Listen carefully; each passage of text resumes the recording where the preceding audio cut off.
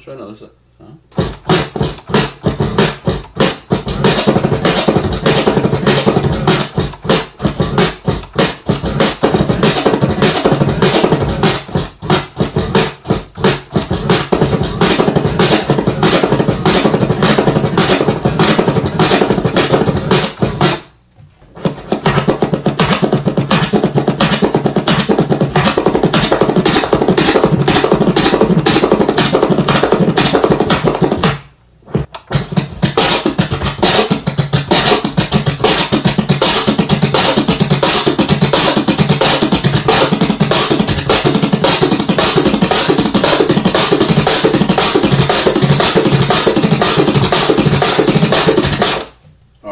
Back.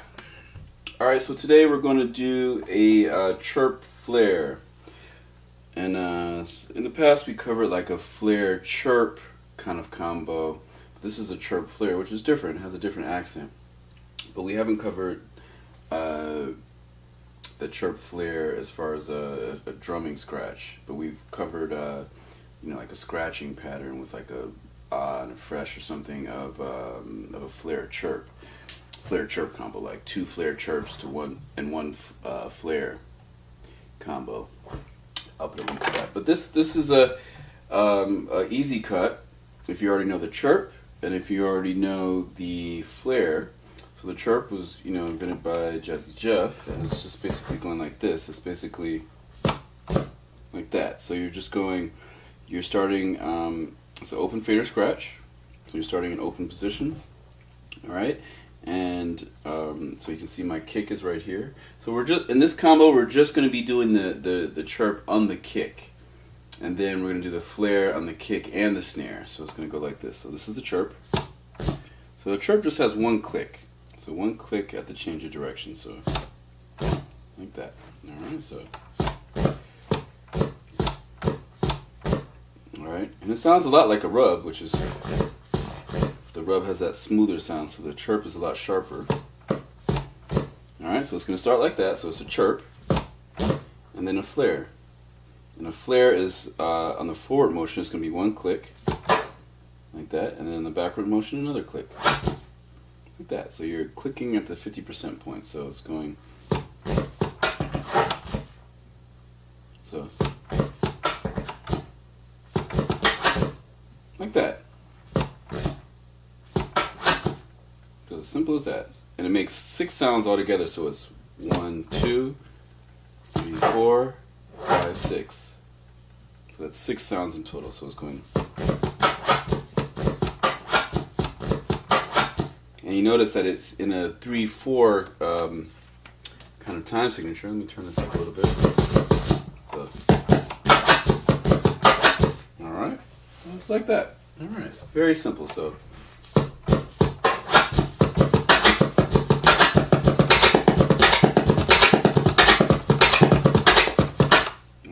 just like that.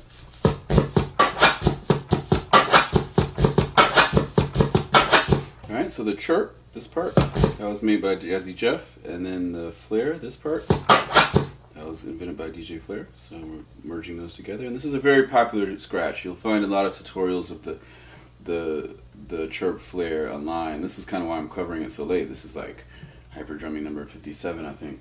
But it's a very common scratch that you'll see a lot of new school DJs use, and they'll use it on the ah sound or the fresh sound. But today we're going to use this, or you know, they'll use it on any sound, especially phrase scratching. This sounds really good with phrase scratching.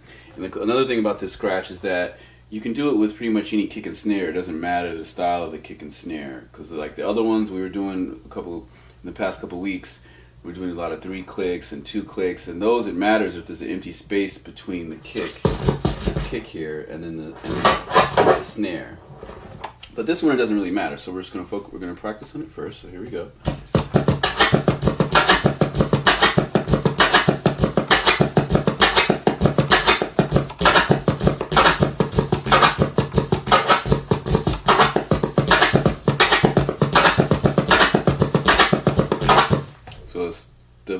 So it's dava wooka wooka, dava wooka wooka, dava wooka wooka, dava wooka wooka, dava wooka wooka. So it's going. All right.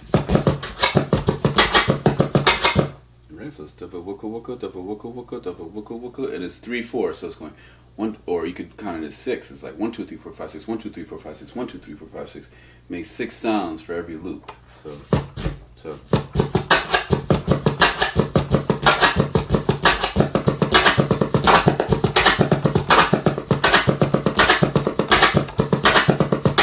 And the cool thing about this too is that it's also a continuous clicking scratch. And we'll add this to the section of continuous clicking cuts. And what continuous clicking means is that this crossfader is always moving at a rapid, at a constant rate. So it's continuous clicking. So it's going to go. Whoops. Let me start off with the chirp first. So.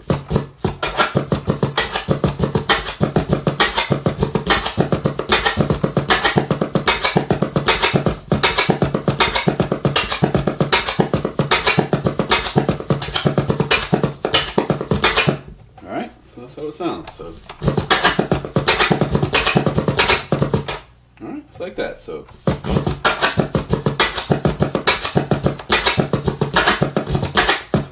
all right, it's like that.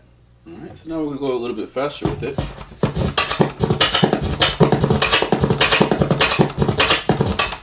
All right. So that's how it sounds when it's going faster. And you can also make this kind of sound upbeat, kind of like a drum and bass track. So we'll start to do that. Let's try that.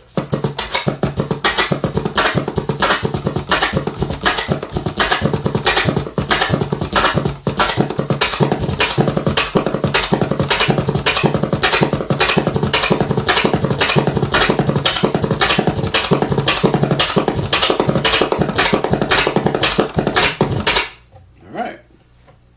And I'm going to do it slower.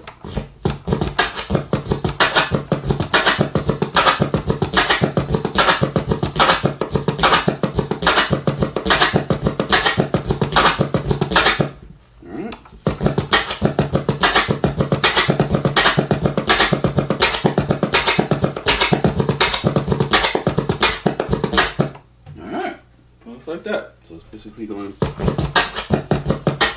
it's going deva woka woka. So.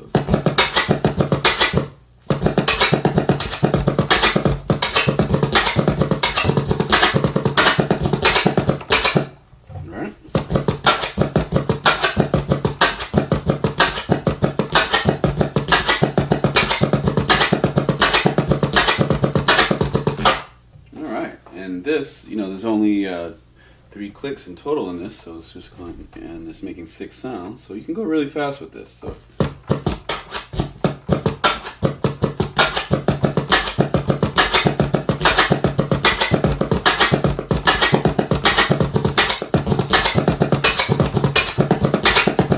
All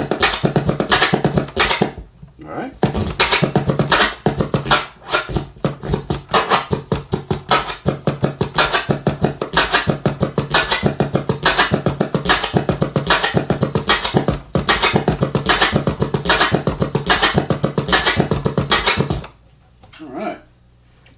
Try that faster now. So now we're going to start to speed it up. So.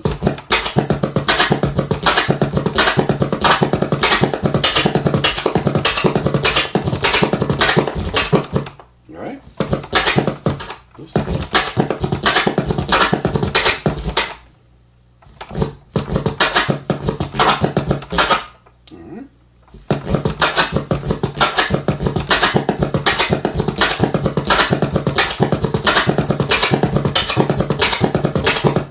All right.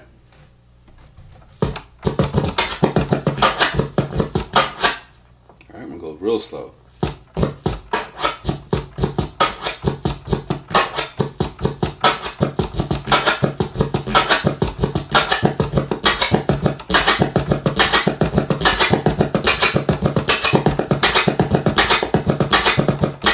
All right.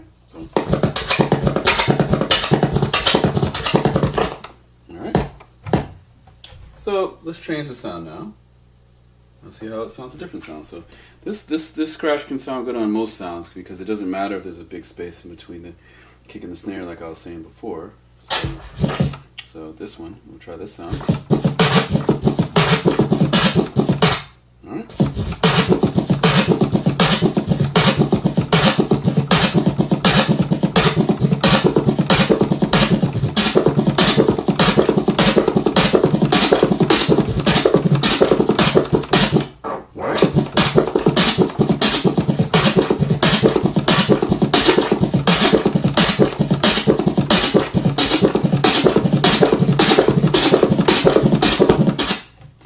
that one's kind of sounding drum and bass a little bit like some kind of triplet kind of drum and bass, like.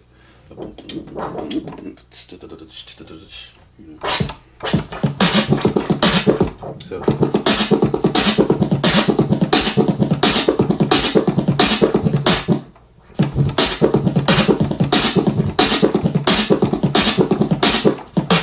Or even like a lot of the old school rock and roll kind of stuff, like, or even swing. A lot of old blues did that kind of rhythm where it's like, but it's still a triplet, but it kind of feels upbeat.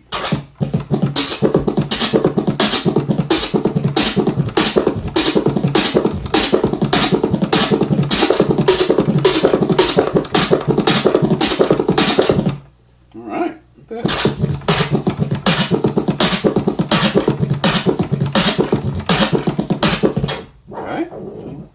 Slow.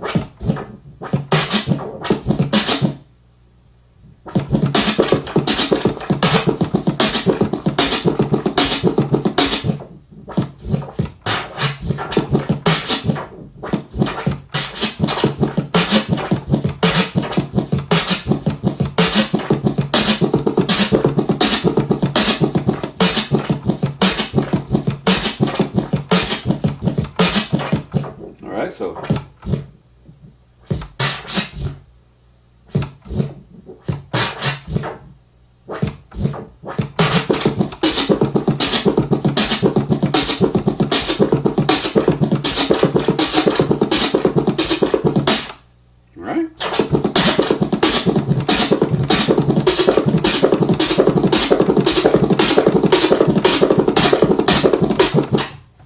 So you can go really fast with that. All right, if you got a band set up, you got somebody playing bass, somebody throwing some synth on, you know, you can make some funky stuff with just chirp flares. So you can, if you do a slow chirp flare, it sounds like this. You can make it sound like a drum beat, like.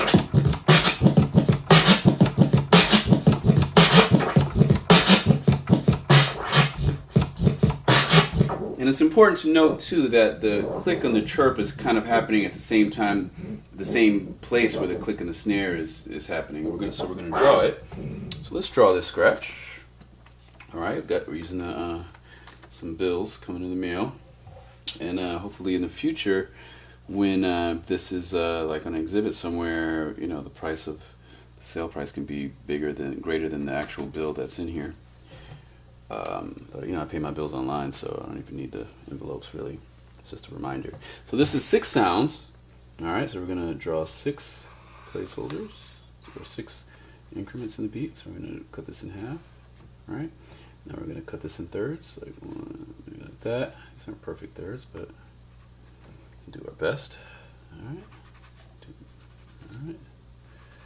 Gonna go like that. All right. So this first part.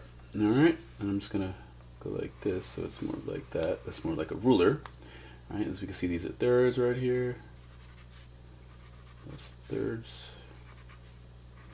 So this is 6 altogether. So so it's starting like this. It's starting with a. There's different ways you can look at it, but we're gonna start like this. This is the chirp first. It's going like this, and I'm also gonna add this kick and snare. Designation, so we know that this is the kick. That's the kick drum, and I'll draw a little wave file. And then this is the snare. For you Serato people out there. All right. So that's the kick. That's the snare. All right. So, and this chirp is basically going like this. It's not. The chirp is only happening on the kick. So the range of this scratch is not going to go beyond this snare line there. All right, so it's just going to go right here and like that. All right, and then the chirp click is going to be right there. All right, so that's the chirp. All right, I'll write that right here. That's a chirp. All right, and then we've got 1, 2, 3, 4 spaces for the flare. So the halfway point of the flare is going to be right here. All right. So this flare is basically, it's much bigger than this chirp, like that. So it looks like that. All right, and then so we can see, like I was saying before, this click is happening right before you get to the snare, And then, but when it happens on the flare, the click is going to be in the same place. It's going to be about here. See that? So this is the 50% point of the scratch, and this is the 50% point of the forward motion, or 25% point of the whole scratch. All right, so that click is happening there, and then this click is happening right here, right at this point. This should be over a little bit. All right, like that. So it's like that. Very simple, and this is a flare. So this is a chirp. So this is why it's called the Chirp Flare. So this is a combo. So this is the Chirp Flare. All right, and let's get back to it. All right, so we've got the Chirp Flare now drawn out. So let's try this down again. So the chirp. So it's the and the click is happening right at the change of direction, like. And this is happening before you get to the snare. So you want this click to happen before the snare. You don't ever hear the snare in the chirp. You could do a chirp snare by making this chirp extra tall, but it'll just be much higher pitch. And when you have it like this is the same pitch. This chirp and this flare are at the same pitch because this angle and this angle are the same. Even though this keeps going forward, this is still pretty much the same angle. Whereas if you went all the way up, it'd be a higher pitch. It would sound like that, which doesn't sound as cool, but that's a whole other variation, so it can sound cool to somebody. All right, so we're just going to focus on doing the chirp is on the kick, and this the two clicks in the flare are happening between the kick and the snare. So.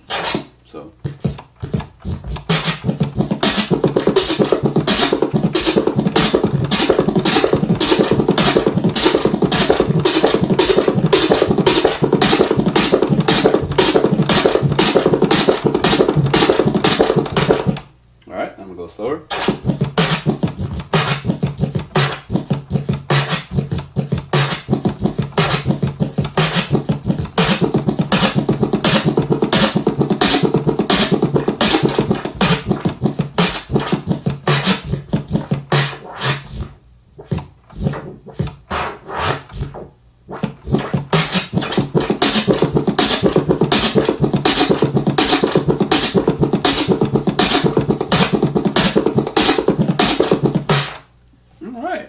So that was that sound. Let's try another sound. Another scratch patch. So, like that. So.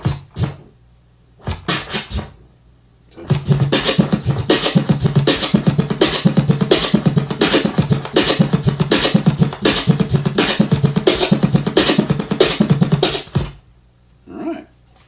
And like I was saying before, you can get that kind of drum and bass feel if you do the right accent, where it's just like.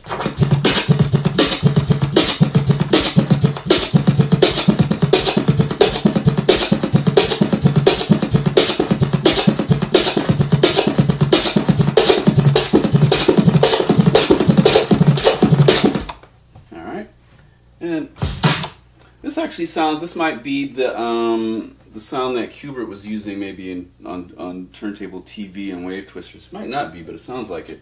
He was doing something like this. It was more like I don't think it was a chirp flare. It might have been a flare chirp, like this pattern that we've done before in the past with Fresh. This like this. Let's see.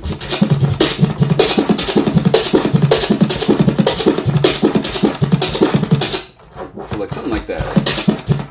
So like, he's like turntable TV. So it was something like that. And that was different what I was just doing. I was doing a flare first, then a chirp. And it's basically, if you loop them together, then it's technically the same. It's just about where you're coming in and where you're accenting. So, most of my life I've always just been doing flare chirps because I was kind of influenced by that Wave Twisters track. And I was always trying to replicate that back in the 90s. I was like, oh, how did he do that? Or late 90s or 2000, whenever that came out. Whenever Wave Twisters came out, I heard it and I was like, how do I do that? So something like this. Whoops. Let me try another part of that. So like this.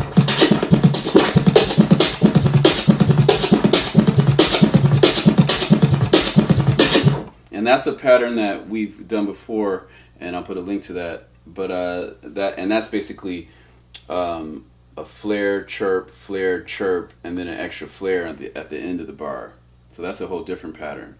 This is just a chirp flare pattern. But I was playing that because when you have that, you could hear, anybody that knows that song, you're going to hear that it sounds kind of like that. All right, so let's go back to the chirp flare.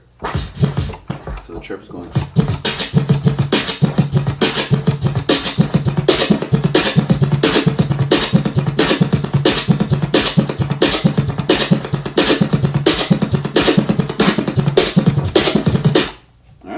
So you notice how you can make it sound a lot of different ways. If you go super fast, it sounds like some crazy chip tunes, sped up stuff. If you go slower, you can make it kind of feel like an upbeat kind of feel. And you also should check out Cash Money has a mix. I think it came out last year, maybe 2 years ago, and he was mixing like 1950s and 1960s music. And a lot of that music is like 1 o'clock, 2 o'clock, 3 o'clock rock. It's that same kind of upbeat kind of like. So this can kind of fall within that. It's like.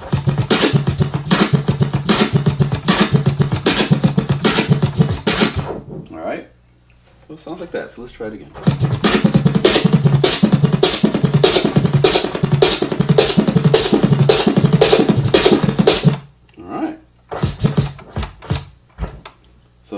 So notice that this is continuous chirping, so whoops.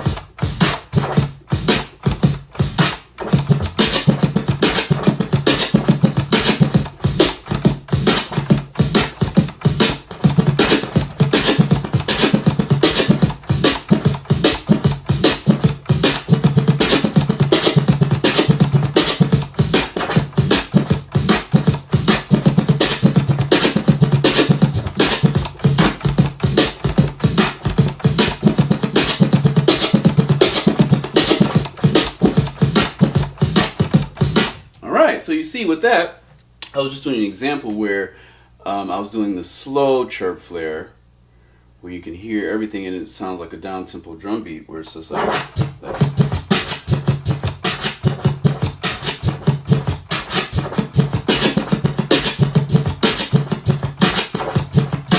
Which is a lot like this. This is the hand motion.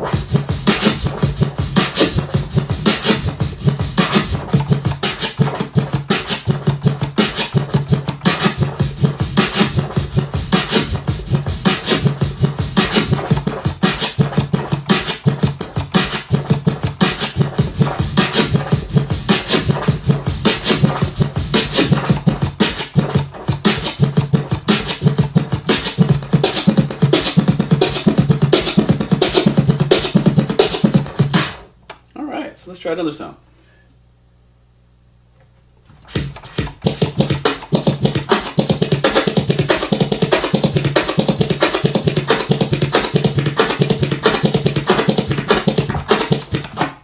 All right.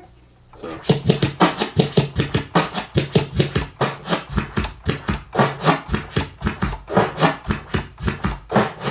you want to start out going slow like that. Always start off slow. All these scratches that I've learned, everything I started off super slow, unless it was something that I had already learned before and it was just a combination of two other things, So you always want to start off slow. So we're going to start off real slow. So we're going to go, so.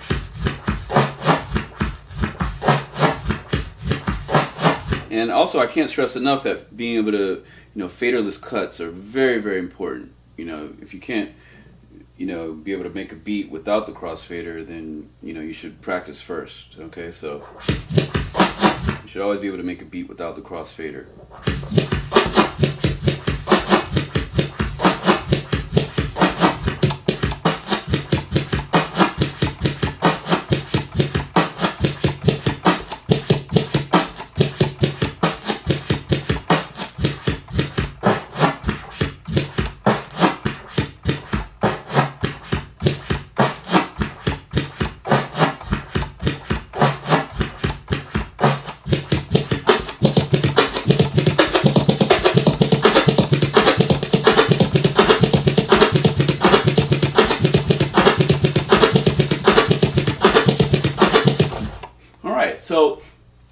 So you notice how you can start it out as a down tempo beat, and then as you speed it up, it slowly becomes up tempo. So it's like like that. But then as you speed it up, it's like, and that's when you can get into the upbeat. So we're going to do that. So we're going to start off slow as a downbeat, and then we're going to make it into an upbeat. So.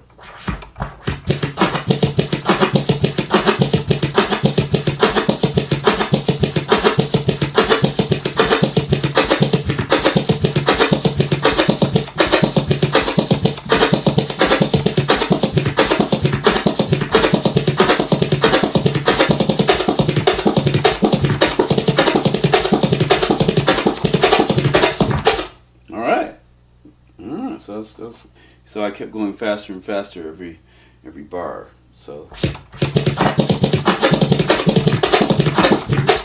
let's see how fast I can go.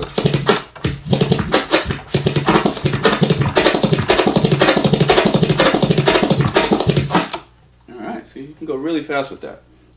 Now, please note that I've been doing flares since the 90s. I've been doing flares for, probably since like DJ C's, also known as Rob Wonder. He learned the flare from DJ Clever, and then he taught me the flare back when I guess I was probably still in high school. No, this was probably like 97, 98 or something like that. This is before Clever won the DMC. I actually predicted Clever was going to win that year because he was just so sick. I was like, man, Clever is so sick, there's no way he can't win. I actually judged him in a battle in Atlanta like a year or so, two before that, and he was just on a whole nother level. All right, see, a lot of people don't know there was a battle scene in Atlanta in the 90s, in the mid to late 90s, at this place called Out of Control. You used to have like DJ Shotgun, JC, DJ Shotgun was like Goody Mob's DJ, and Rob Wonder, DJ Clever, and I was too scared to get up and battle back then. So the first time I was able to get up on stage and cut was maybe like New Rican, like Rocky, one of Rocky's events, the early open mic joints, open table joints. So here we go. So.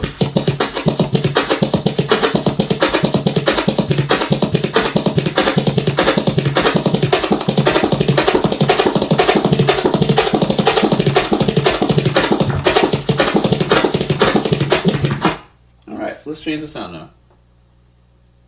Alright, let's try this. We're not going to use that one because that one is just doesn't have a defined kick snare. It's got a snare kick. But all these we're doing kick snare ones. And in the future we might, we'll do like the reverse or inverse of it where it says snare kick. But that's, we're focusing on just kick snares for now. So.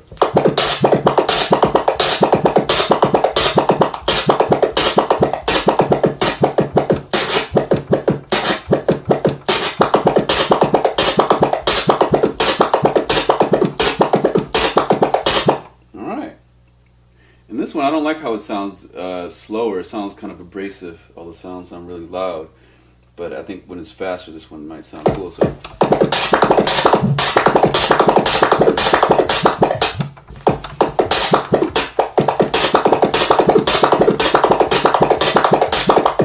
Yeah, it sounded better like that.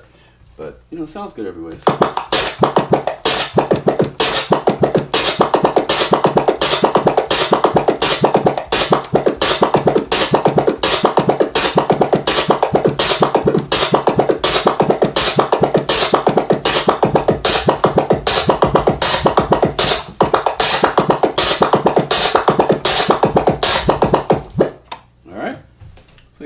So you can see that you can use the Chirp Flare to just do basic drumming, just like. And the cool thing is that since it's continuous clicking, you can transition into transforming. And I'll do an example of that, maybe like so.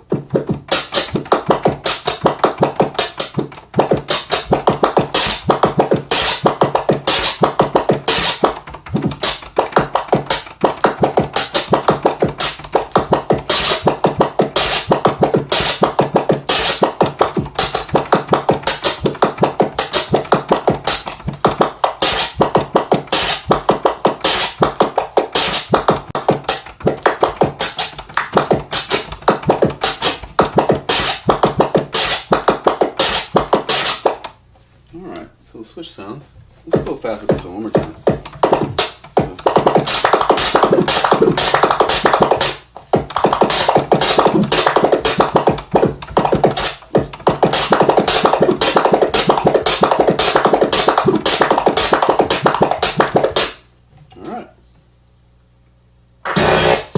Alright, this is the main kick and snare that we've been using for most of these tutorials. I think we're at like number 57 now. So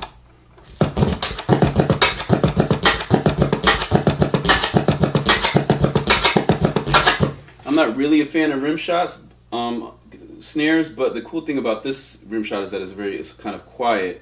So when you're doing a lot of crazy scratches, it's not super loud like that last one. When you go really fast, that snare gets really loud. So.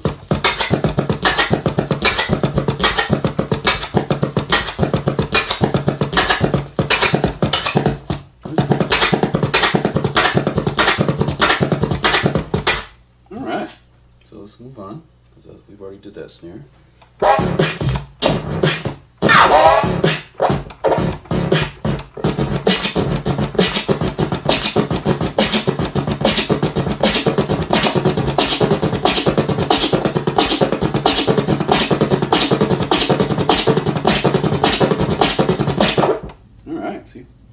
So yeah, this, like I was saying before, this cut sounds cool in a lot of different stuff, because it's not using a lot of clicks. It's not like 3 clicks or 2 clicks where if you're clicking on empty space, like there's usually a lot of empty space between kicks and snares on most samples, but not all samples.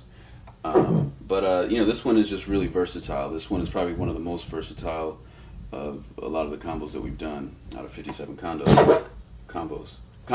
was like condos and combos. Funny. So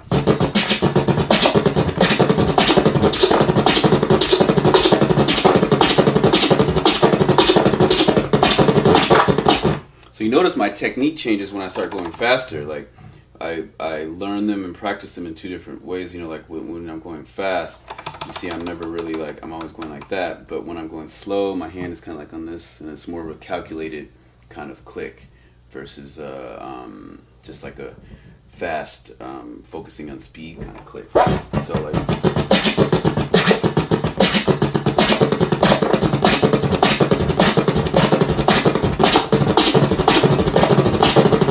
so you see I can go faster when I take my hand off of this thing. But you can still, you know, I suggest to any DJ out there, you know, whatever feels best for you. Though there are some ways that are physically faster. But you know, whatsoever is more comfortable, because when I do calculated clicks, I like to touch the mixer.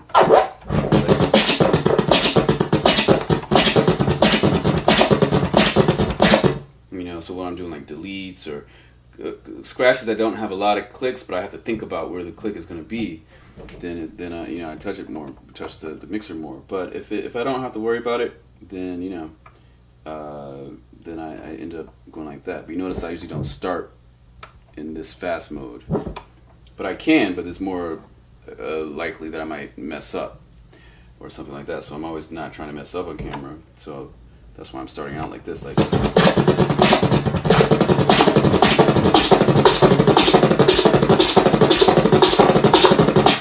alright, so let's try another side.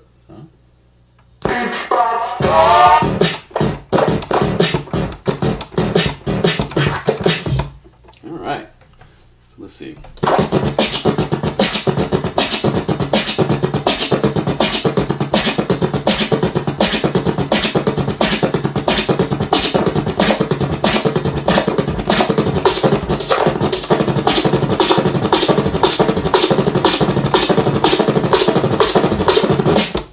Alright, so you see how that's how fast we can go. So. And that one is a lot. This sound is a lot more cloudy, so it sounds a lot more sloppy if you mess up. And I guess as a general rule, like if it's a really crisp kick and snare, and there's a lot of empty space surrounding it, then you're only going to hear those kick and snare things. But if you have like a lot of like crash and just a lot of extra reverb and other noise, then on the good side you can cut with that noise, but on the bad side, if you mess up, you're going to hear that noise. So, or it could sound more sloppy if you're not as on it, if you're not as on point. So let's try it again.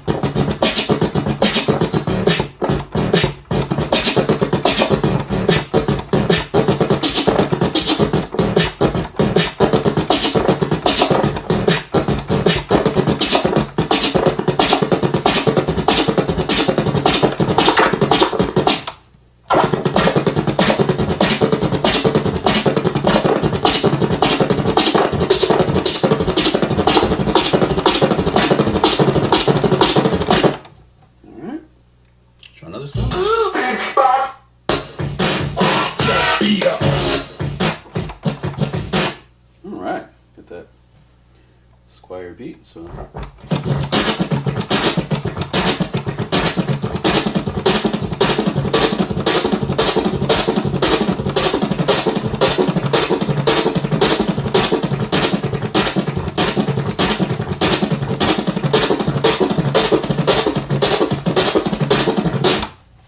You see how it starts sounding like drum and bass, especially if I missed a click or something like that, or I move, or if it's a little bit different of an accent and you don't hear a kick or a snare, you know, it just sounds like a little space in the beat.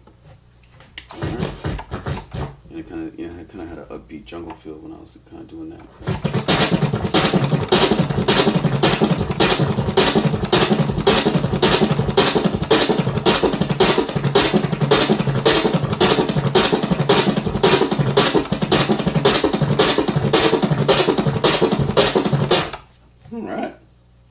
Okay, so it's going.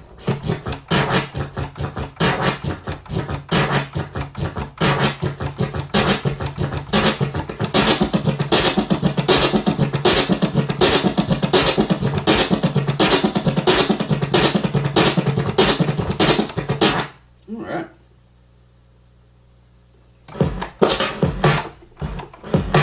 All right, so this is this. So.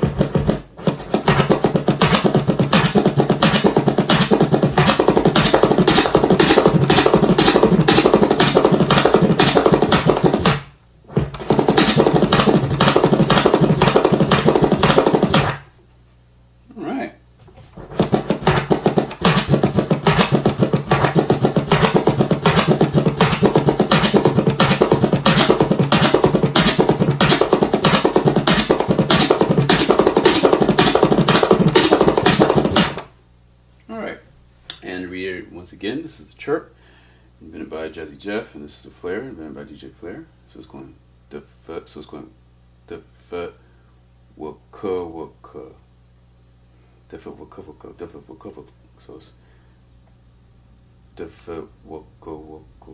So the foot waka waka, the foot waka, or the foot waka waka, the foot waka waka.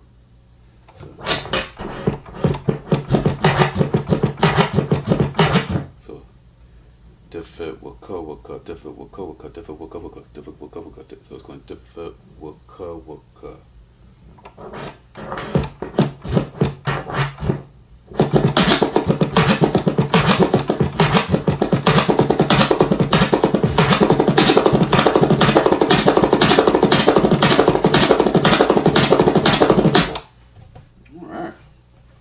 Let's try another song. This one sounds cool because it's a really heavy kick and snare.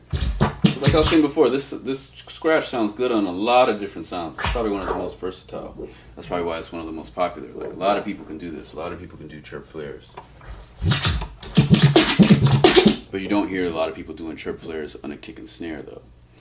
And that's why I'm focusing on this. And we'll do a chirp flare with just like a regular sample scratch sound in the future. But right now we're just focusing on the kicks and snares.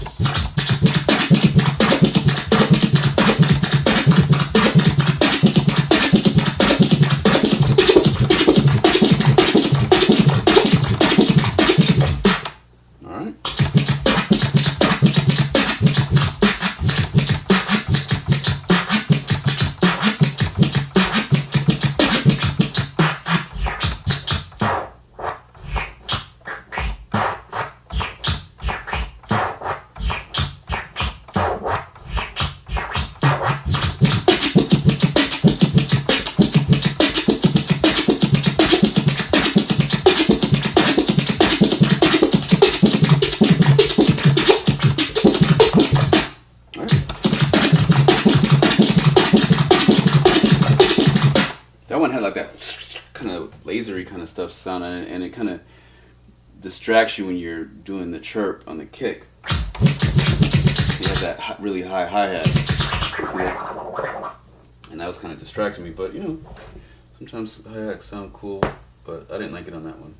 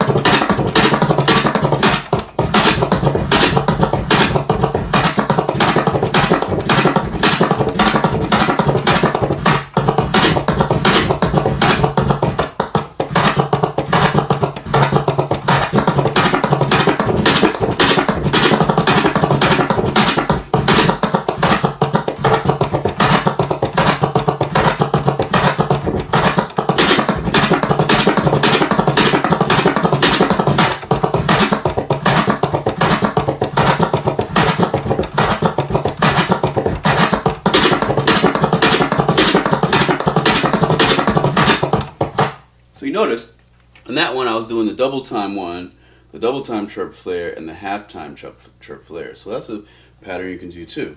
Actually, I had never done that before. That was the first time I did that. And I was like, hey, let me just do that. So.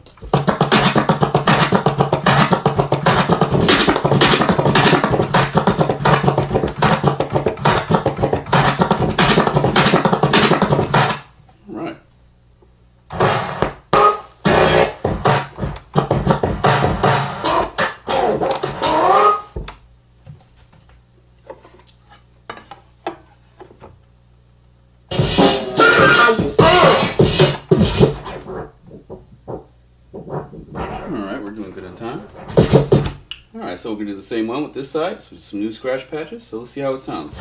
And the reason why we're going through all these sounds is to really kind of see what sounds best on these, even though this sounds good on a lot of different things, but you know, we've done a lot of different scratches using these same sounds, and you notice that some sound better on some and some sound better on others. So let's try this. Alright.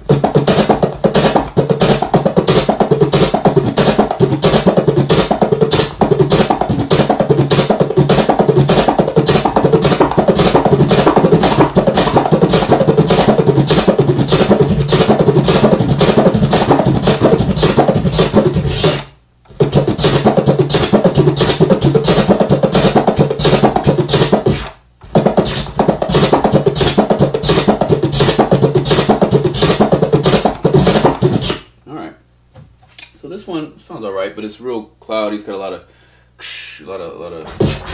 this crash, and you know, it sounds cool, but I prefer the kick to be kind of like alone. But you know, it sounds cool, so let's try it. But notice when this sounds fast, it doesn't. It just sounds more like it just sounds a lot more cloudy than a lot of the other ones.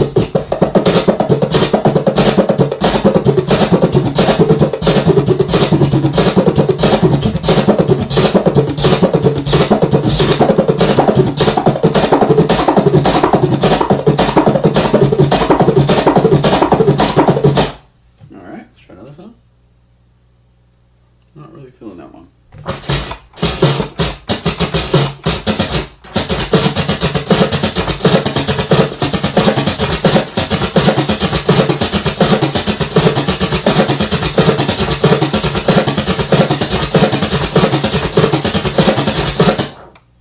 Alright, let's try this.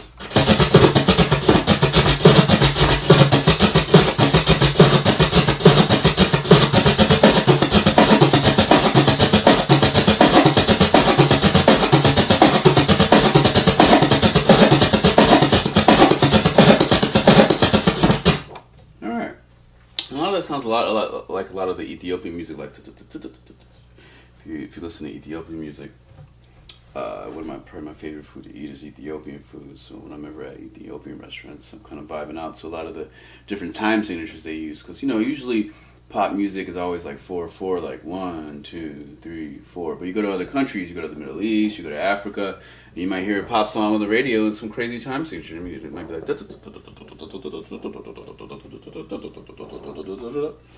it's like 1, 2, 3, 4, 5, 6, 1, 2, 3, 4, 5, 6, 1, 2, 3, 4, 6. So this is 1, 2, 3, 4, 5, 6, 1, 2, 3, 4, 5, 6. So.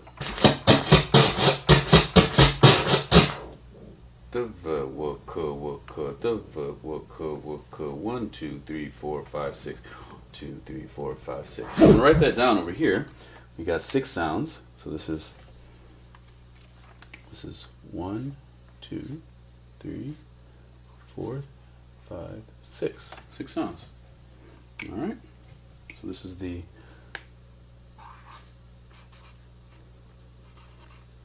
Chirp Flare.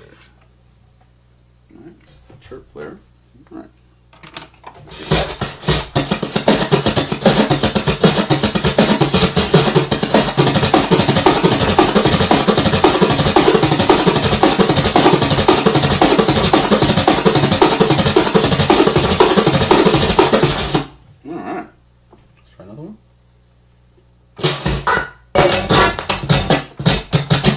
So here it goes.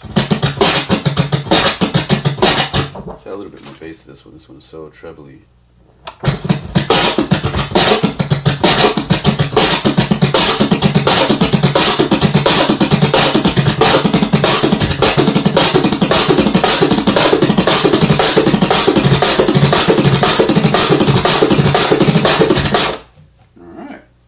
notice again, notice I switched from the slow version of the Chirp Flare where I'm touching the mixer and I'm like kind of calculating my clicks, and then I went to the fast one where I'm not touching the mixer, where I'm just going like that, and it's going much faster. It's kind of like an airplane where you know the airplane is like taking off, they're in like takeoff mode, but once they get up in the air, they're just like they start going fast. Like they can't go in the same mode. But I mean, you know, you could start off fast, you know, but you know, I just like to do that. Okay. So let's try another one. So that one sounded pretty cool. I mean, the only thing that I really like about this one is that the snare has a melody to it. That's the only thing that I think is really cool. So I like a lot of the other ones better, actually.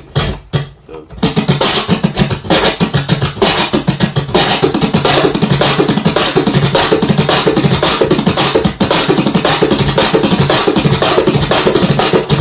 All right. Next one.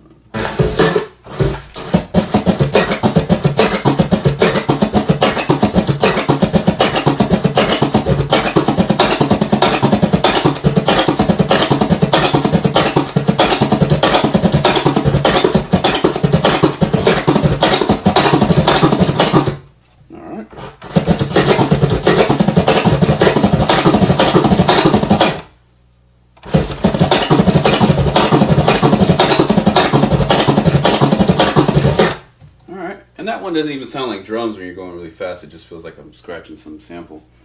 So yeah, so let's draw out this double speed one. So you see, we'll do a little instance of going half speed and double speed. So we're going to do the same. We're going to do the same Chirp Flare, and this one is going to be the double speed of it. All right. So we're going to use this as a guideline. We're going to divide this into threes. I guess the 3 is. Let's make a better 3 right there. It's a bad 3. Make that the 3. That the 3. All right. We'll go like that. All right. Now we're going to cut this into 6. Cut that in half. Cut that in half. Cut that in half.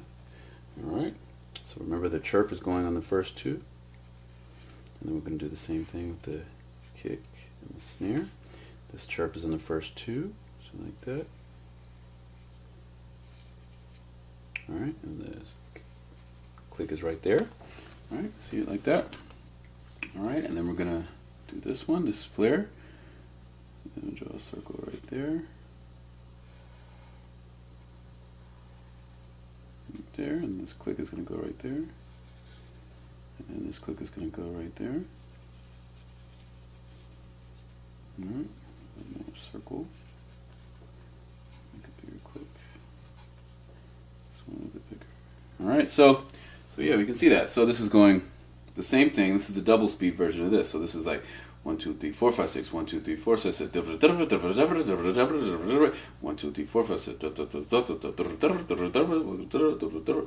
So, you know, so it's like that. And that's what I was doing that one time. Alright. And then, so we'll look at these together. So I'll draw 2 of them. So this is double time. I'll write that down. This is, I just write it up here. Double time. All right, so it's double time. All right, so yeah, we got it right there. So let's see. What he said. Turn the space back.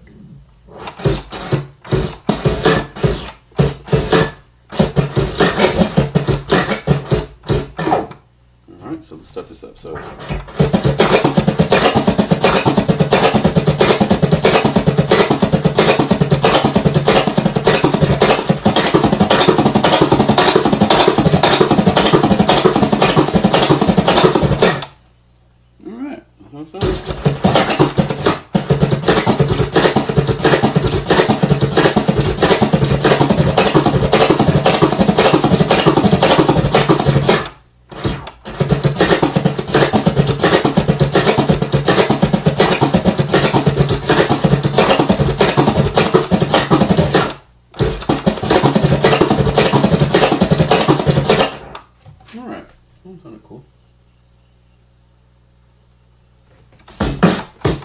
So this one has a lot more empty space than the other ones. So that last one I was doing had not a lot of empty space, but notice this one. See, there's an empty space in between. You hear that? There's nothing there. It's just some, just some static from me scratching so much.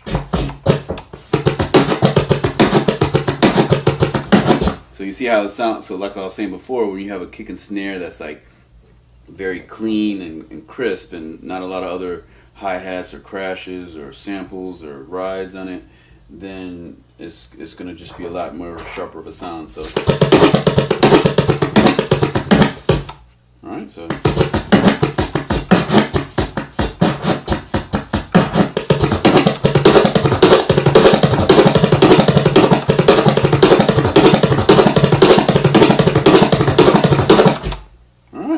so you notice that was a lot cleaner than some of those other ones, because the sound is already clean to begin with.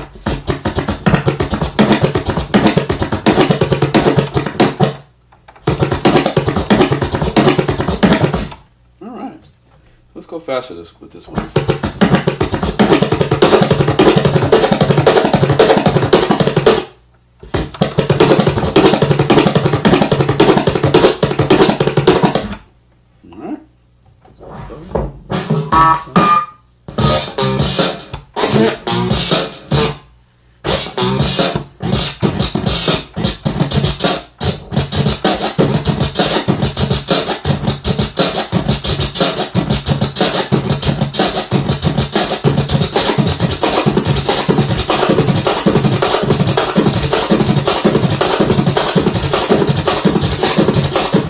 Sounded cool, but notice they had that high-end snare, and it's very pronounced when you start going fast. Or a crash. It's not even a snare. It's a crash, like a ride, like a simple opening or some type of sound. So it's like a crash.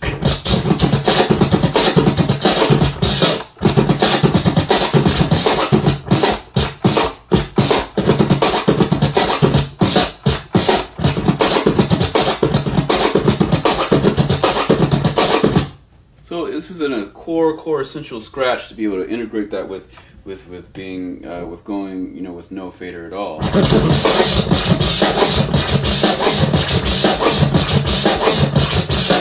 But notice how when I'm doing faderless and the sound isn't crisp like those other ones, it doesn't sound as good. Like it just sounds a lot sloppier. It's like there's so much noise. But you can get around that by doing like tears and be like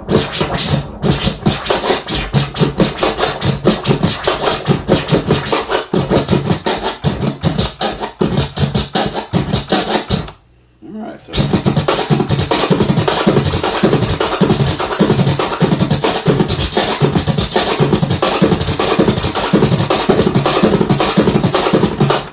alright, we'll start off slow again.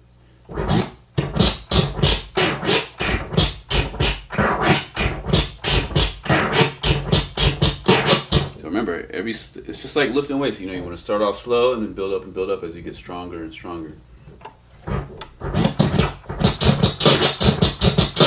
And also, too, even though this is a long session where I'm going for like 45 minutes, an hour, I think it's better to practice in short bursts, like 15 minutes here, 10 minutes there, than to be like, hey, I'm just going to practice that for 2 hours. Like the only time that I'm cutting like this for a long time is if I'm doing a tutorial, but generally, if I'm practicing, I'm only practicing for 5 minutes here, 8 minutes there, 15 minutes there, 7 minutes. Because it's like, for instance, I was just doing a 3-click orbit on this beat where I'm at my speed, my maximum speed, and when I'm rested up, I can do it at that speed. But when I'm not rested up, if I've been scratching for like 20 minutes, I can't go as fast. So you don't want to practice doing stuff where you're trying to increase your speed when your arm's already tired, because your forearms, your wrists, all these things can get tired over time, and you don't want to wear them out. So all the aspiring tablists over there, I would say,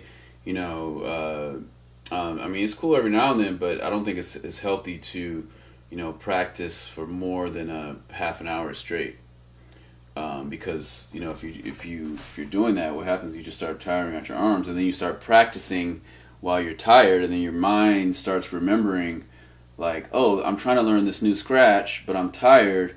So then it learns like that. It's like playing basketball, and you got some weights on your arms or something. And if you have weights on your arms trying to throw the ball, when you take the weights off, it's going to mess your game up.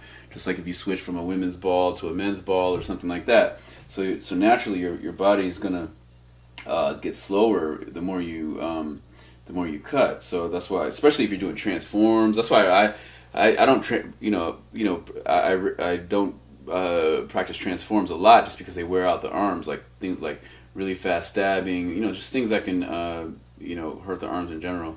But when I do practice transforming, my drill coolies and stuff like that, I just do it in a lot of short bursts, like a couple minutes here, a couple minutes there, every now and then, just So it's good to keep your during the day, my turntable's on like this all the time, where it's just it's turned on and it's plugged in. Maybe I have the volume down, but I think it's better to instead of being like, oh, I'm just going to practice for an hour and 10 minutes and one day, I think it's better to break it up and be like, oh, I practiced 20 minutes earlier that day, 20 minutes at night, stuff like that. Okay, so let's see. So, all right, next sound.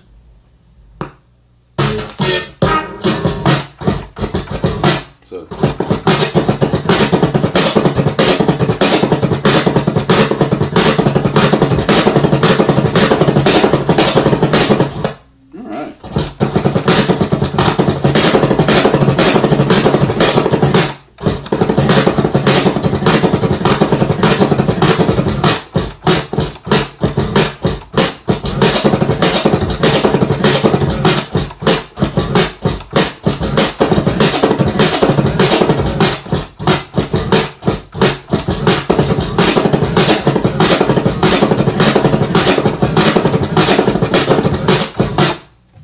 So yeah, I was just kind of experimenting with like doing an upbeat kind of jungle kind of beat, but yeah, so that was that. So.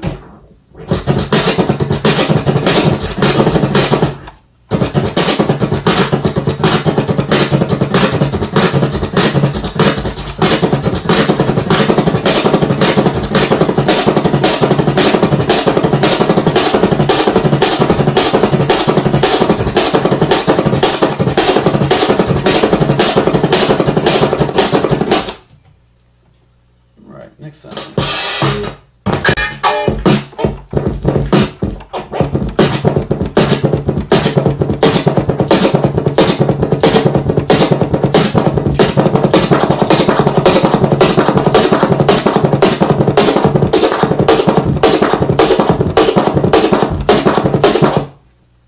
But back in the 90s, I used to practice, 2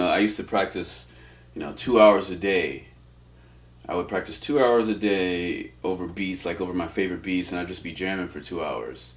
And, I was able to lock down certain techniques, but the thing is, if you're just jamming all the time, then you're practicing jamming, which is a great skill to practice jamming, but if you're trying to learn new techniques, is what I'm always trying to do. I'm always trying to learn new cuts and increase my scratch vocabulary. I realized that, I don't jam a lot now because I'm always practicing new techniques and training my brain. And when you're jamming, a lot of times you're doing stuff that you already know in known territory. And I would say as a tableist, it's good to challenge yourself and step outside your known territory, because when you're just jamming or improvising or whatever you want to call it, then a lot of times you're doing these cuts that and you're just kind of flipping things that you've already done before. And if you want to step outside of that and do things you've never done before, then I would suggest just practicing new scratches and then trying to integrate those into your jam sessions. Because before, I used to just do 2 hours a day, and I've learned more scratches in the past 3 years, and you've seen most of them on videotape. Past 4 years, maybe past 5 years, I've learned more scratches, and using shorter amounts of time, like just practicing for 20 minutes, 10 minutes here and there, then all those years of just, it was like 4 years straight, I probably practiced 2 hours a day for, every day, every day, 2 hours a day, I was practicing. And at that point, I only had like, maybe 8 scratches in my vocabulary. Now I got like, I don't know, 60, 70. Let's go. So let's see.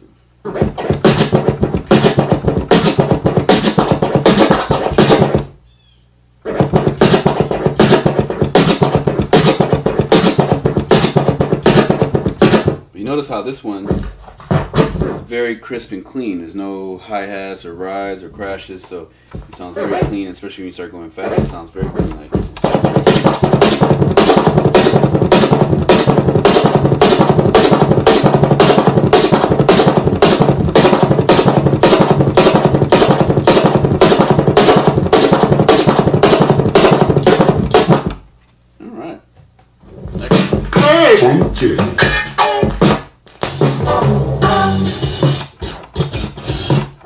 This one has a very crash in a lot of crash, and the kick is really low in this one. You hear that? You barely hear a kick. So let's see what it sounds like.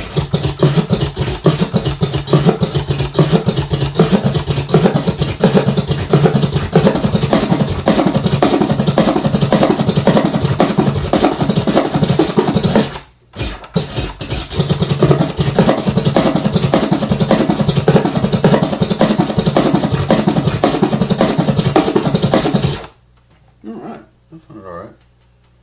Not the biggest fan of it, but it sounded cool. So, alright, that sounded cool.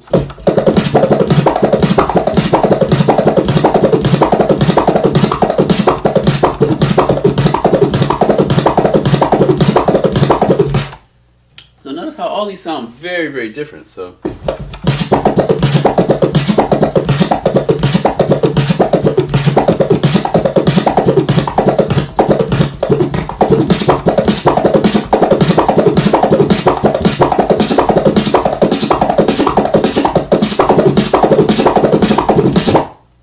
I messed up on one of those and it became like two stabs. It's like instead of like a chirp or something. Alright, so let's try the next one.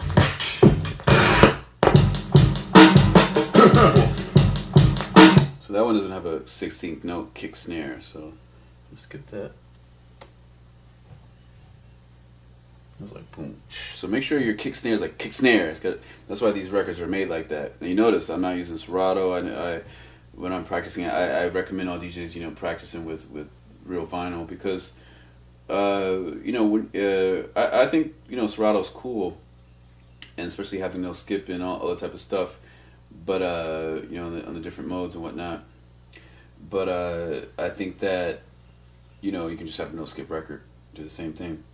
And when and I really do feel that there's some sound, like even though the vinyl is emulating what's happening with the record, I think that there, especially when you get really, really fast, some of them might sound a little bit different because, you know, it's just like with a lot of these software programs, you can kind of hear some graininess, and sometimes the scratches don't sound totally realistic as they do in nature. But if you never heard somebody scratching on real vinyl before, then you wouldn't know the difference.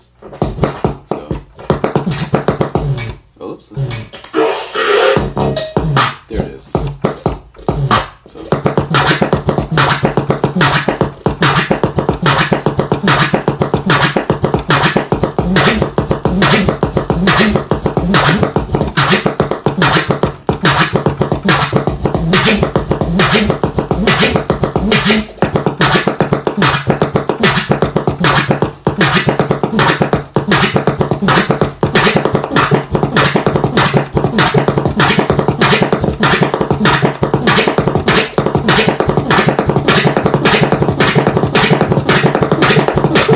Notice how when I started going fast, all that real heavy bass disappeared. Because notice how there's a heavy bass in this. Like that, but when I was going fast, you didn't hear any of it. Listen.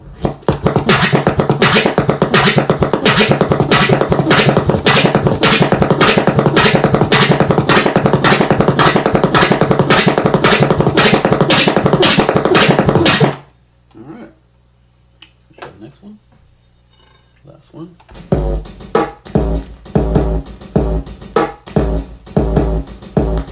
That's just a lock groove. And that one doesn't have like a kick snare. Alright, so we're done. So let's do a quick review. See how we're doing on time, about an hour long. Do a quick review. So this is the Chirp Flare. This is the double time version. And this is the half speed version, but you know, you could even do a 75% speed version, you know, a cross rhythm version, you know. And like I was saying before, let me flip it. Let's see. Let's do a cross rhythm of this.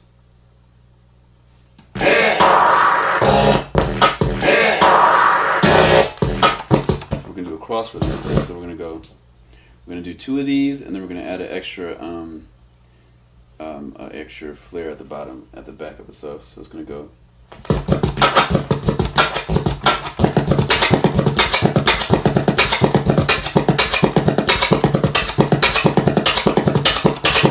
So I was going. All right. So.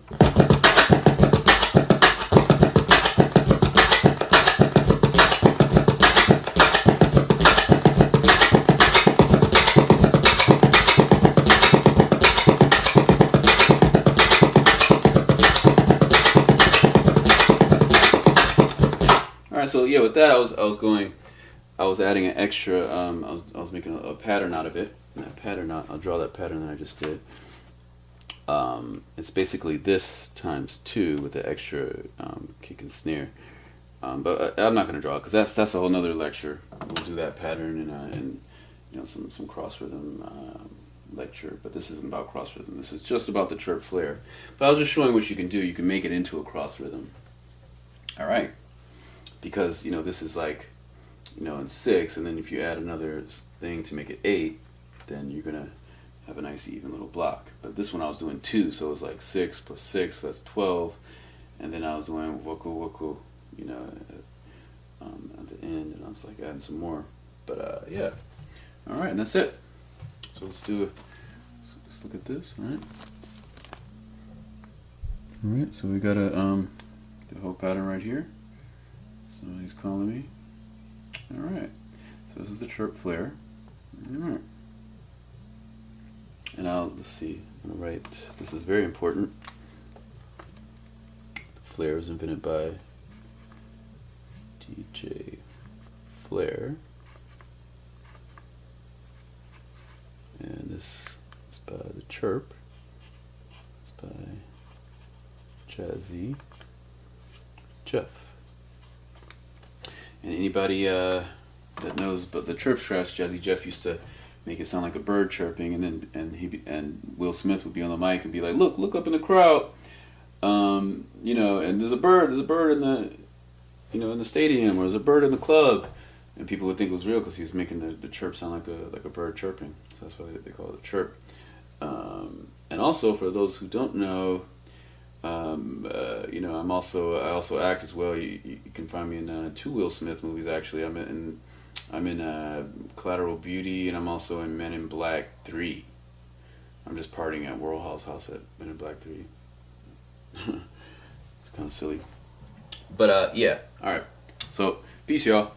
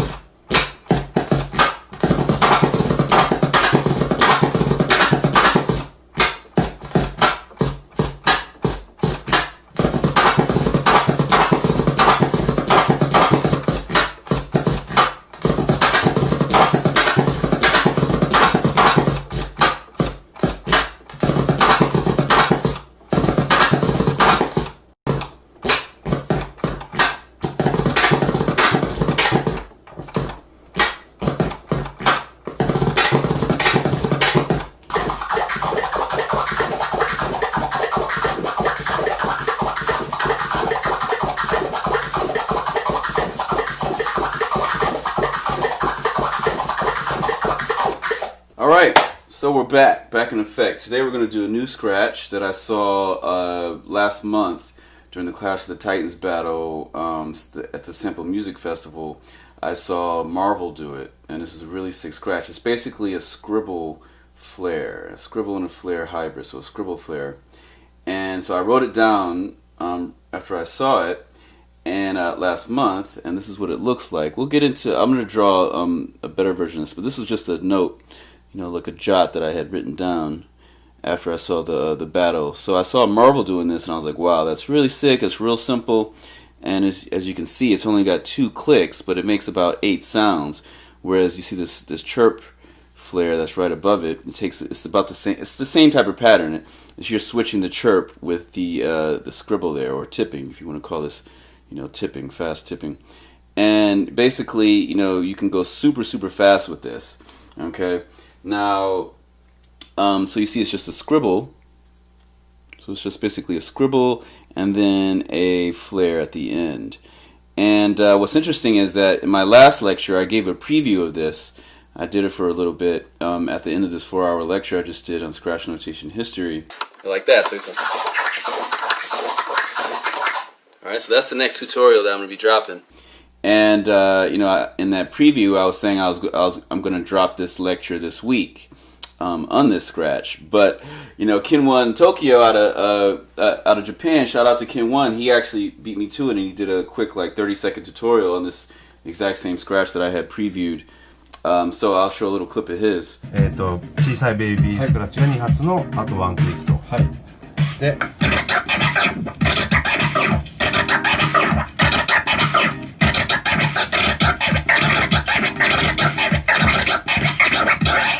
で、これの、さらに詰めたバージョン。はい。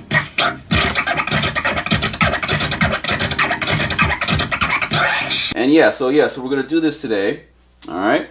Now, so this scratch is really sick because you can go super fast. It works best as a cross rhythm, but you can use it as double time, half speed, and it's basically like a Kermit scratch because a Kermit has 2 chirps and then a flare. So instead of chirping, it's basically like a Kermit scratch without chirps. And you could also look at it as like a what you call a jackhammer without all the closed fader, the 3 closed fader clicks. And I'll put a picture of a jackhammer in there. All right, so basically, this cut's really sick. This is one of my favorite new cuts. This whole year, I've pretty much been practicing cuts that don't take a lot of clicks, but make a lot of sounds. So this thing makes 8 sounds, and it's only 2 clicks. So as you can see right here, it's only 2 clicks and 8 sounds. Okay, whereas if you're doing a Kermit, it'd be 4 clicks and 8 sounds. Actually, you know what? So let's do that. So we're gonna do the cross rhythm version.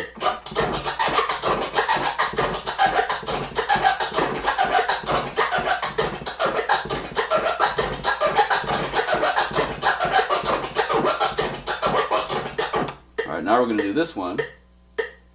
So it's like a clear bar.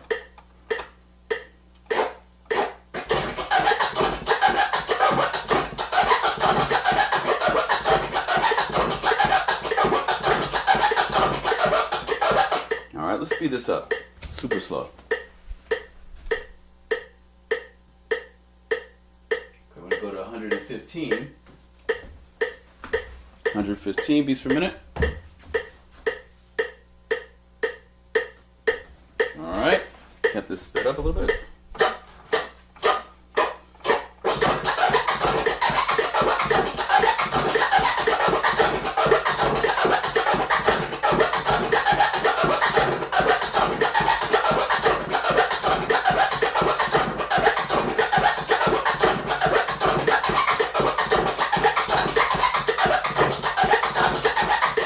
I was doing this. Now I'm just going to do the regular pattern.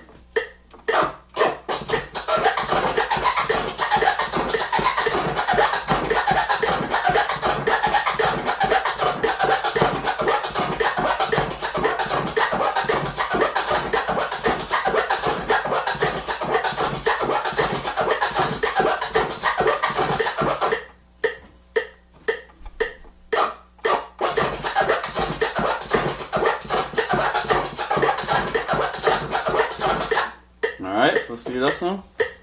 Let's see how fast we can go with this. And we're going up at 125. 125.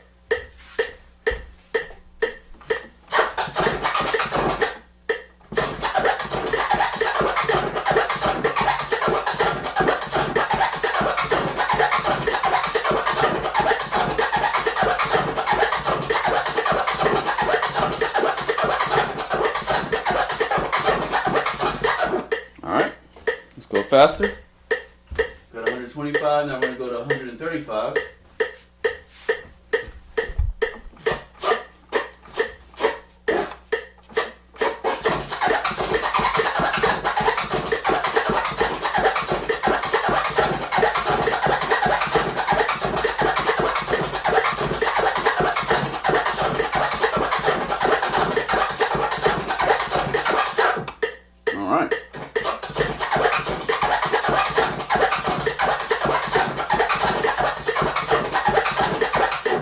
This one. Now I'm going to do this. Just a regular thing looping over and over. It's going to have that 3/4 vibe. So.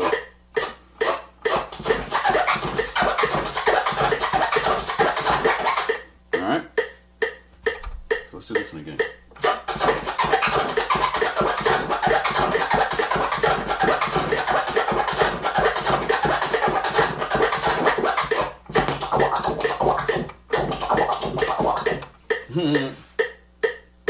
See what it sounds like with ah.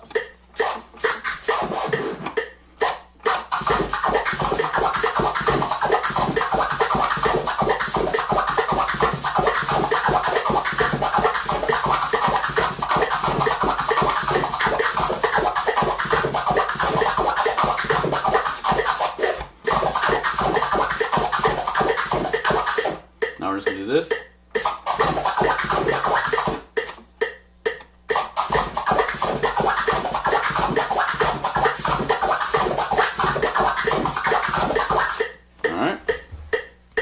Up. We go 145.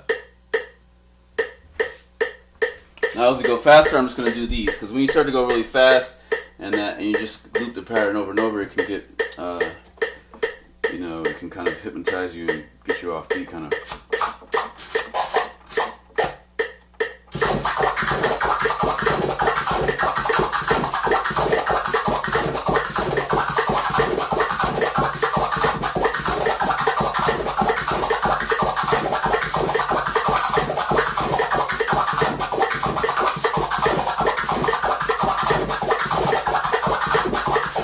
Alright, see? What's that? That's 145.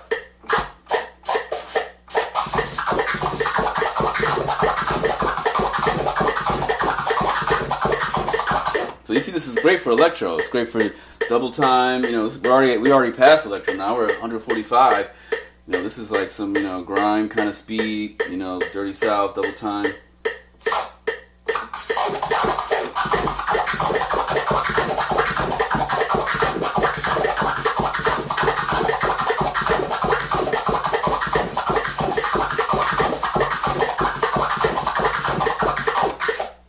Alright, let's speed it up. See if we can go even faster.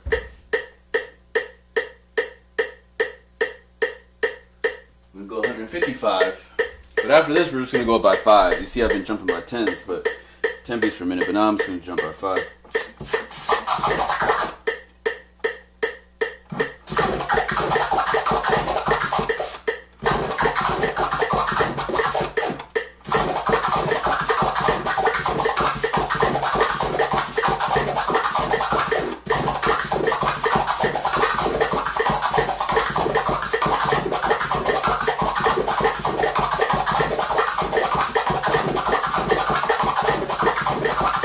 So I was doing this one.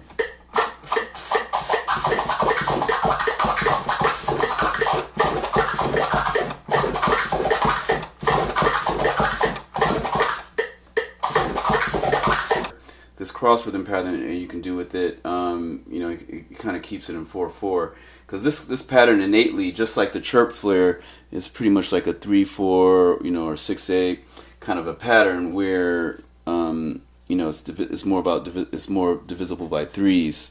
So, you know, it's going to go great in songs that are like in 3/4 and stuff like that. But if you're putting over a regular beat, you know, either you're going to probably use it as a cross rhythm or slow it down super slow for double time or something like, for half speed. I mean, so, you know, so here we're gonna go. Then we're also gonna do this over some beats and stuff like that to show you how fast this thing can go. But we're gonna start out drumming. Okay. So here it goes.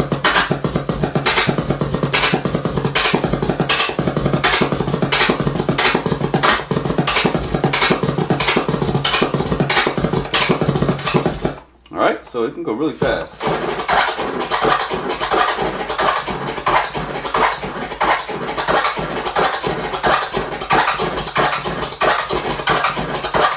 Alright, so I think it can go pretty fast. Let's see if we can go even faster.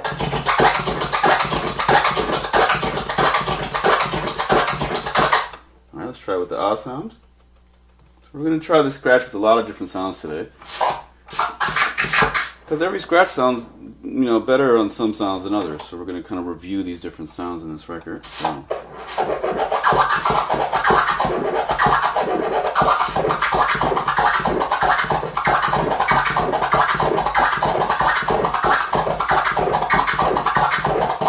Alright,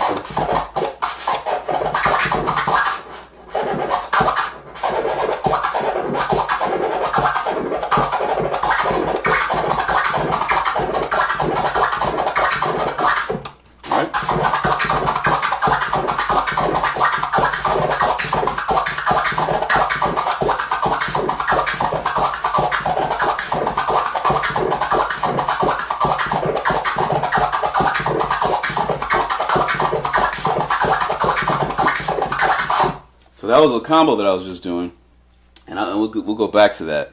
That's just like a general cross rhythm where I'm doing the scratch twice, and then I'm throwing on a short flare in the end of it so it's one full bar.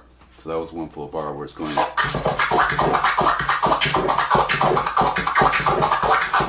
that. I'll use another. That's a little bit better, higher quality. That one's all muffled. You can tell I've scratched it a million times. This is my practice record.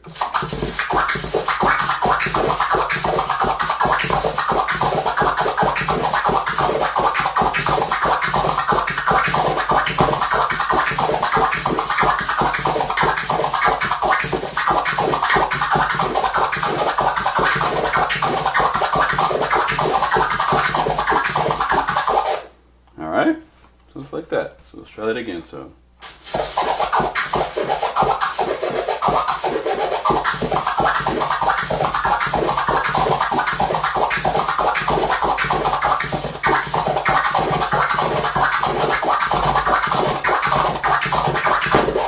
Alright.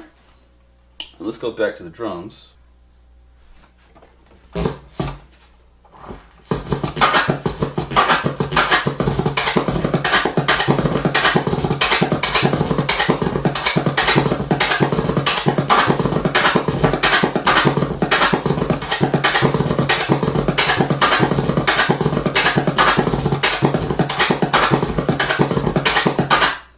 So that's a pattern, that's a cross rhythm that's basically just doing two of the scribble flares and then one small flare at the end that's shorter than the other flares. Okay. Alright, but if we just continuously loop it, see I was doing that, I was adding that extra flare at the end so it's a continuous loop as a cross rhythm, because cross rhythms kind of go against the rhythm. A different time signature. So now I'm just going to do the loop over and over again, and you're going to see that it just creates kind of a, you can make it do like an upbeat kind of jungle kind of rhythm, or you can make it more of like a 3/4 but kind of rhythm, but in general it's still going to have a kind of a triplet feel. So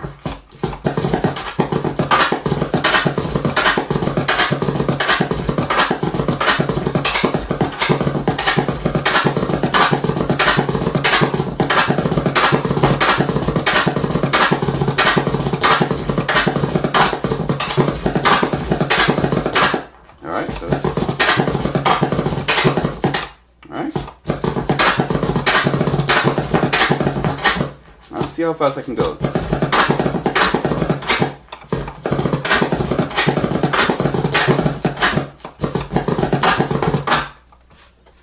So let's go back to the ah sound. Now we're going to do a little bit more with the ah sound. So.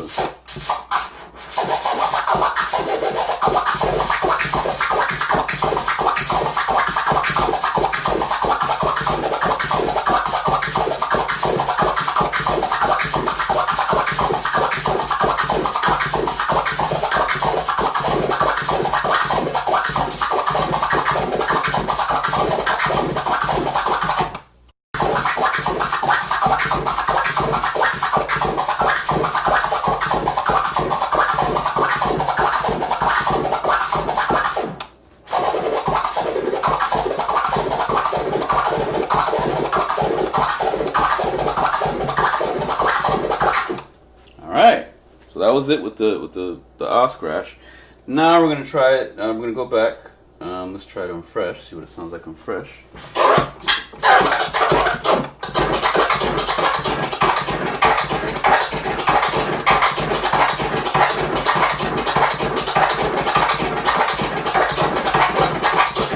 All right. Let's try it on another sound. So let's go back to that other beat. All right. Let's try another part.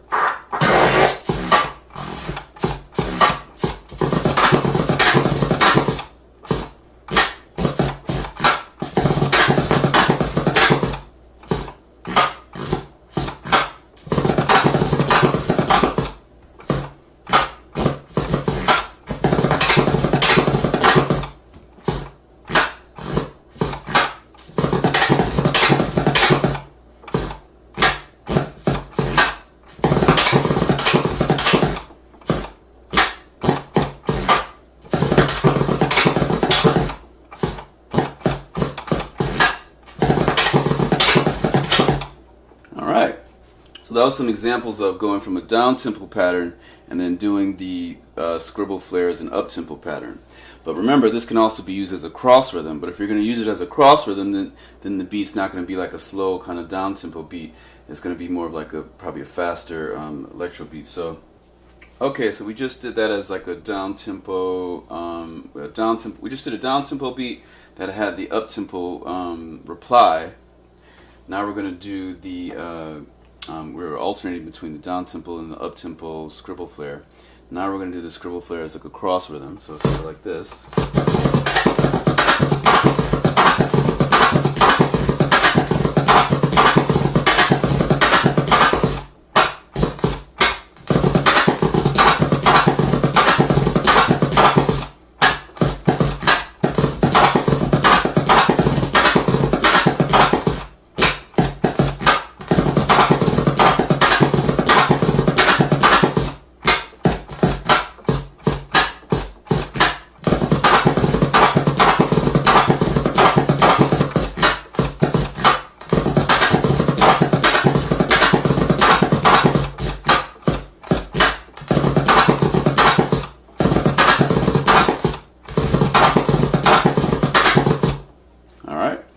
Let's go back to that cross rhythm.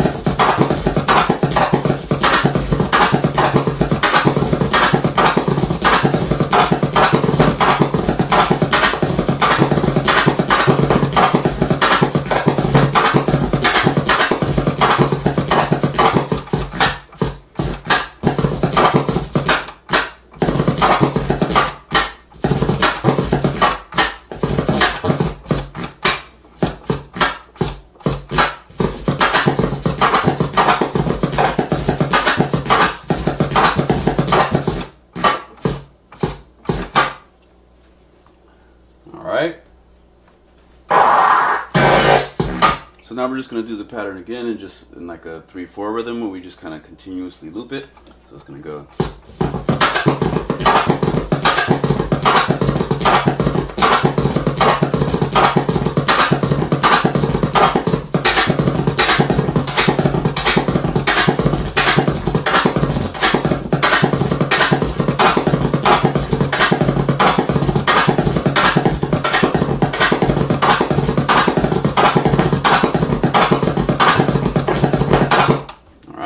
See, it's just kind of a, you know, so.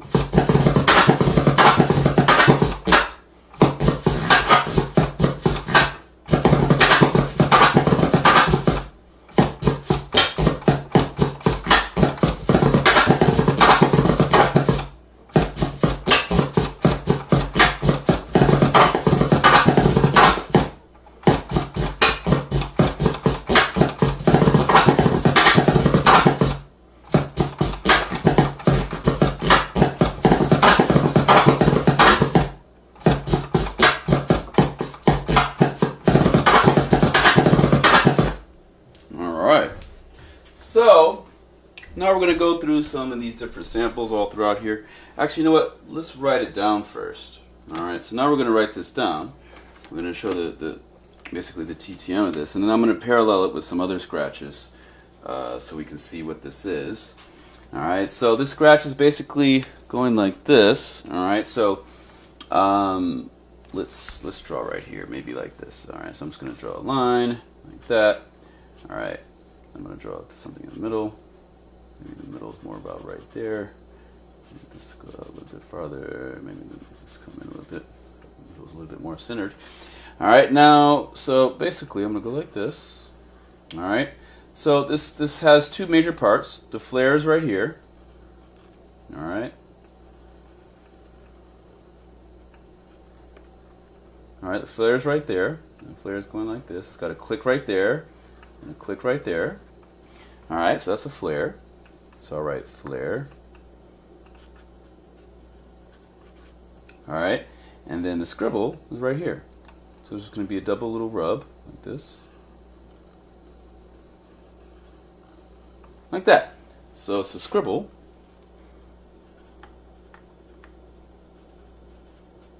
Alright, scribble flare. Like that. Very, very simple. Now the Kermit is basically the same thing. The Kermit's like this. I'll draw some other scratches to kind of parallel. Kermit uses the same principle. And the Kermit's like this. The Kermit's basically going like this. It's going same exact thing. Alright.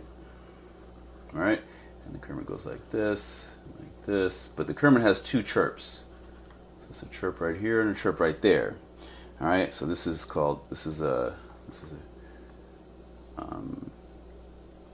chirp,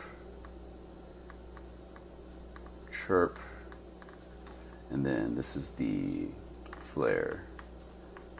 Now, and this is called a Kermit. Alright, so that's a Kermit. So yeah, and then this also kind of works kind of like how you might be able to use a chirp flare. You can move these to the scribble and make it even smaller, so it just takes up one space. So you can also, there's a lot of hybrids of this. You could also say you're going to do the scribble in even less time, like this, right? I could say like this. I got this flare, then like that. So this is a flare. Now instead of doing the scribble, that's making it just as long as the flare, the scribble can go even smaller, like this. This is halfway here, and let me make this circle a little bit bigger. Alright, now this is just going to go like this, like that. Alright, so this is going to be even smaller. So this is going, this is what we're doing now. We're going waka waka waka waka waka waka waka waka. Alright, so the scribble flare, you can do it like this. It can go like waka waka, right? But you can also make this scribble go smaller. So this is what we're focusing on today, is this one. This is you know, this is more like rubs because it doesn't feel like a scribble. All right, but this is the scribble. All right, and then this is the flare. All right, I'm gonna box this off, this Kermit. All right, but then this. So this is what we're doing today. This is the main part of the lecture, and I'll draw it again. So I'll draw. Let's see. I'll just draw it over here. So this is the Scribble Flare. Just make it a little bit more pronounced. All right. So I'll just go like this, and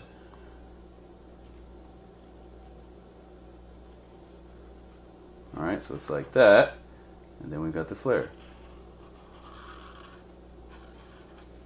All right. All right. So that's the Scribble Flare. So right. Scribble Flare. I'm going to put marble. Because this is the first, you know, people might have been doing this, but this is the first time I saw somebody do that. And he was doing it pretty fast, so he's really sick at it. So it's basically like this. So this is the Scribble Flare. And we're basically doing this version right here. So it's going waka waka waka waka waka, you know. And then when I was doing that cross rhythm, I was doing this. I'll show you this cross rhythm variation. I was going waka waka waka waka waka waka waka waka. When I was doing all that, like when I was doing the electro speed one, it was more like this. I was going. It was two Scribble Flare, so it was going like this basically. It was going. It's gonna go. So it's a scribble. And really this is going to come all the way down to the bottom because it's tipping. Right? And then a flare. The flare is going to be about twice as long as that. Alright. And then another thing right here. Right? Like that. I'm going to make this M thing go lower because it's really got to go down and tip. And then another flare. And then a little flare at the end. Good, and that's one bar. So one bar, and this is a two Scribble Flare plus, this is probably a 66 D1, 66 distance, but I'm just going to put flare right here. We'll figure out what the actual distance of it is later. But yeah, so this is what I was doing. I was going waka waka waka waka waka waka, and I put that extra flare at the end to make, just so that it ends off in one whole bar. All right, so I'm going to make this a flare so you can see it. All right.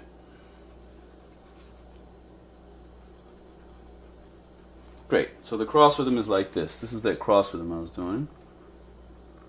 All right. So it's going waka waka waka waka waka waka waka waka waka waka waka waka. All right. So I just added that little flare in there. So that's two Scribble Flares plus a flare at the end, and that makes one bar. But normally the combo is like this. We're doing the scribble and the flare. So it's going waka waka waka waka. All right. So now we're just going to go through a lot of different samples and see what it sounds like. So first we're going to start with the original so we can have that kind of memorized. That's how it sounds. So it goes.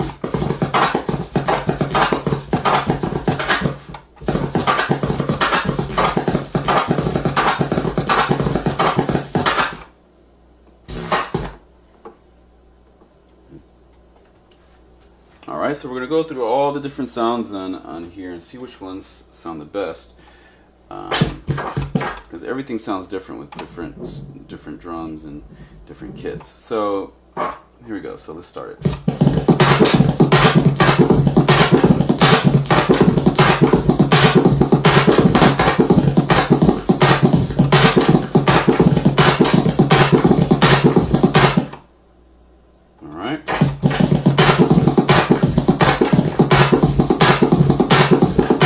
I do not like how that sounds. That snare is just too loud and abrasive. So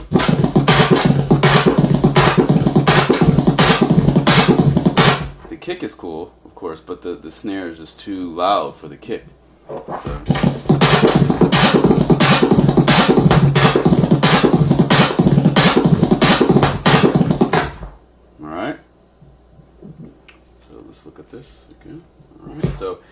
going to move to the next one. Alright, so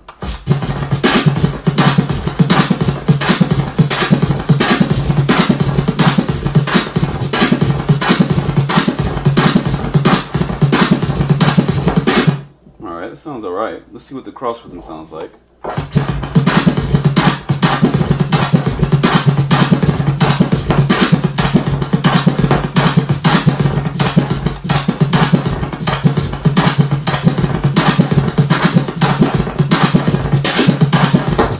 So it sounds very muffled.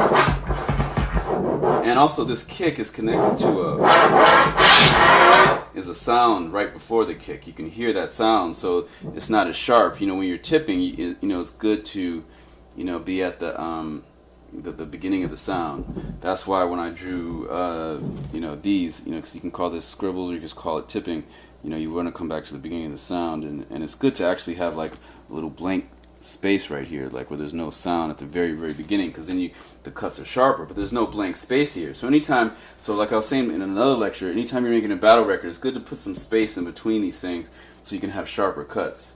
So the first TTM battle record we're going to drop soon, you know, there's going to be space between each cut so that when you do like chirp on these things, everything's going to be super sharp.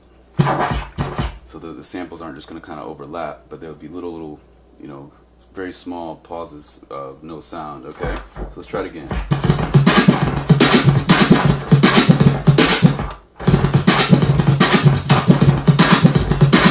Nope, don't like that. So let's move on. Let's move on to the next one. So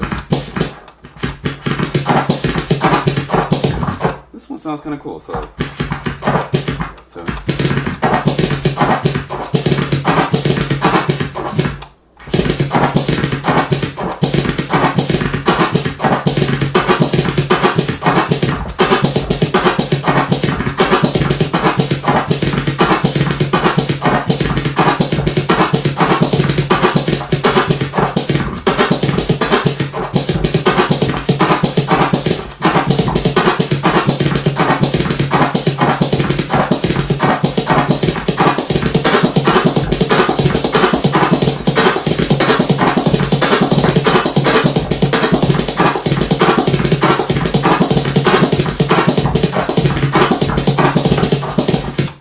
You can go really fast with. I like this one because the kicks and the snares are real light. Everything is real light, so when you're going super fast, nothing sounds real abrasive. It's all kind of, the levels are more even than that first one that we did.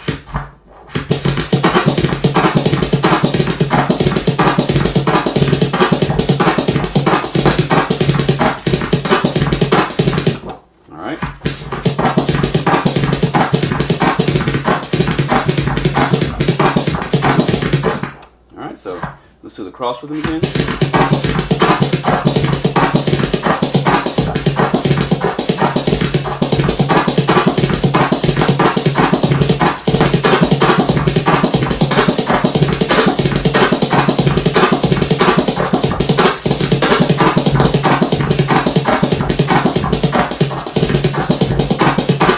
All right, now let's just do the regular one, not a cross rhythm. So.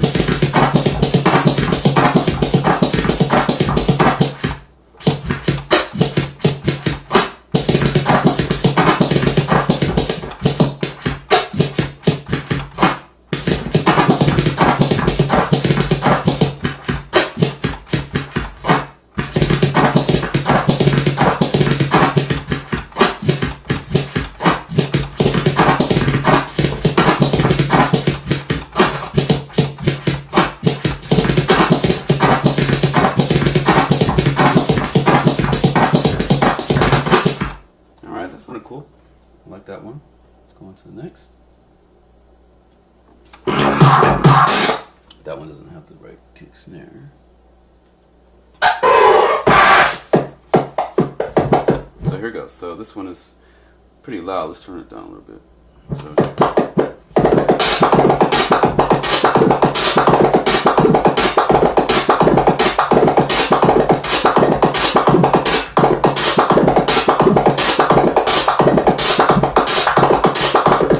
I like the kick. It has that kind of percolator sound, but I don't like how the snare just kind of sounds a lot more kind of abrasive.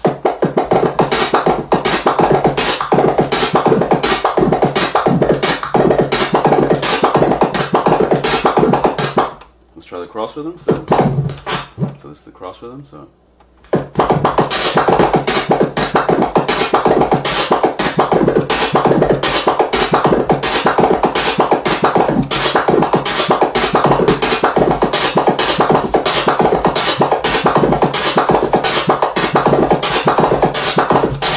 Alright, so I liked how it sounded, but that snare, I wish it was just a little bit quieter on this one.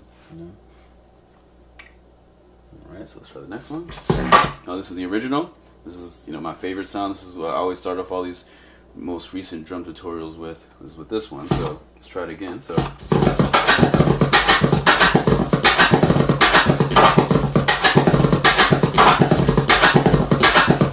See how that one sounds a lot better than some of those other ones. Alright, now we're just going to go move on. Alright, so.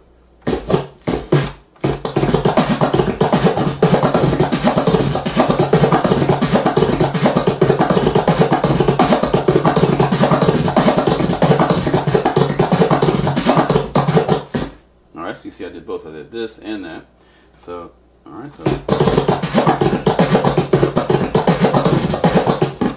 Alright, yeah, I like how that sounds because that snare drum is really quiet. So it sounds more like a drummer just kind of going off than some weird, loud snare that just comes out of the blue.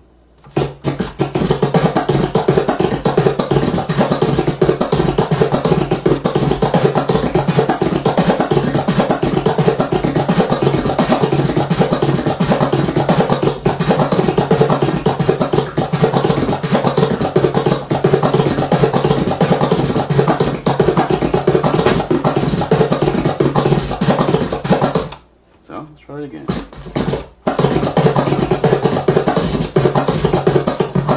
Alright, so.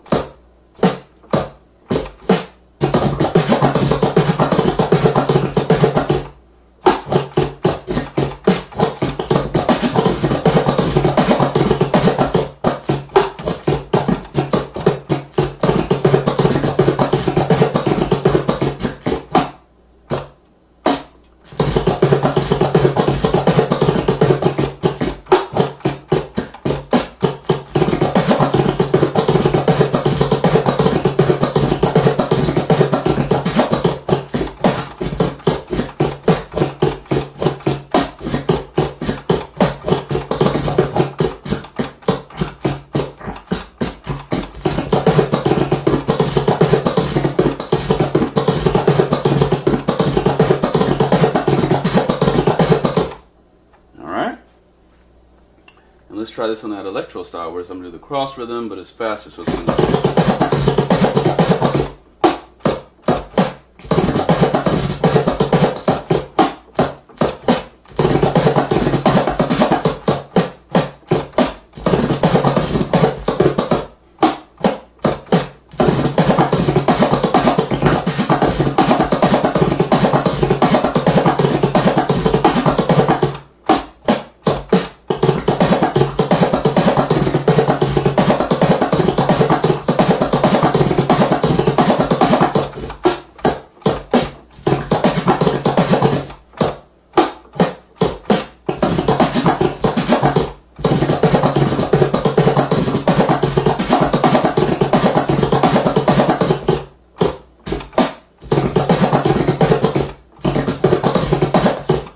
Yeah, that's a little trial. Sounds cool.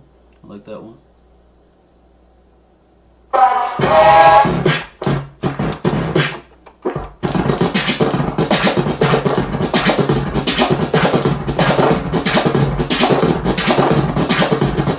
See, this one you can't really, at the beginning that kick isn't sharp because there's a noise there, look. So the noise goes straight. See, the noise goes straight into the kick. That's why it's not as crisp as some of those other ones where there's a blank space before the kick drum. All right, so.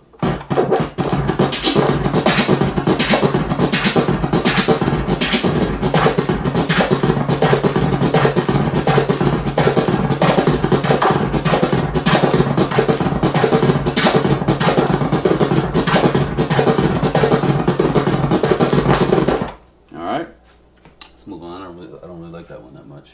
Let's see what it sounds like as the cross rhythm. So before I was just doing that, now we're going to see what it sounds like as the cross rhythm. All right, so let me make sure I circle this too, so you know that this is what we're focusing on.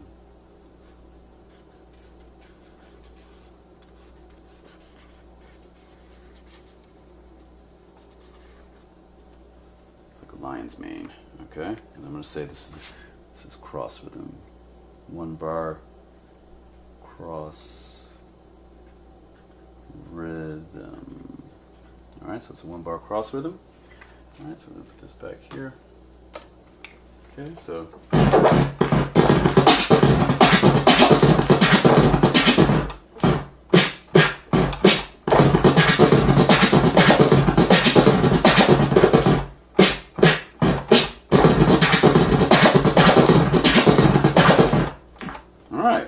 so that sounded cool. That was a beatbox, but you know that it's that kick that was messing it up. I like the snare though. I like the beatbox snare. All right.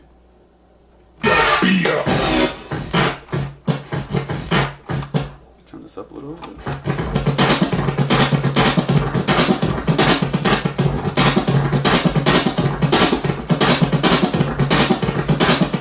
So this kick is real quiet when you do the scribble at the beginning. The kick is very, very quiet. So it's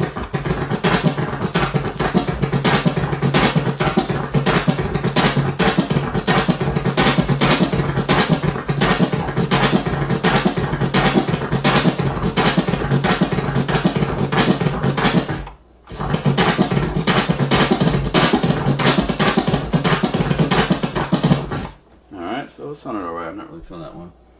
Let's move on.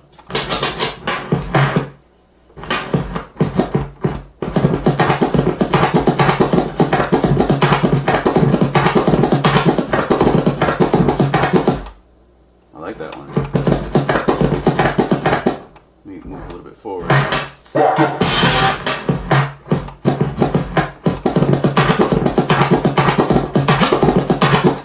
This one is a lot more muffled, but the kick is much more pronounced. I like how the kick sounds, how it's going. But the snare I don't like as much. But let's see how it sounds. So.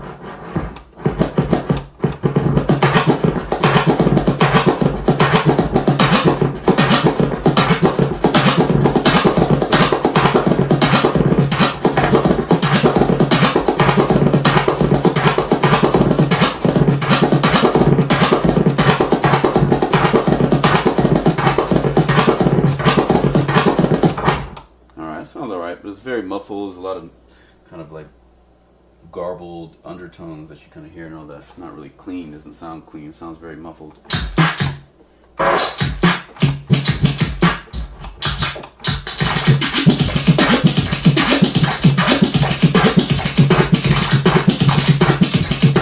I don't like how this one sounds, because when you do that scribble at the beginning of it, there's those hi-hat kind of sounds that are already in it, and then that kind of takes over the sound, so you don't hear that sound of that kick making 4 sounds. You just hear kind of like, you know, that high end kind of making the sound. So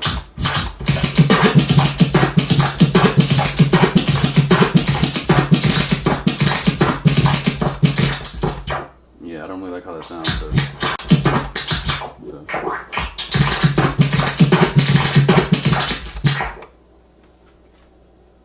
Okay, so let's see what's next.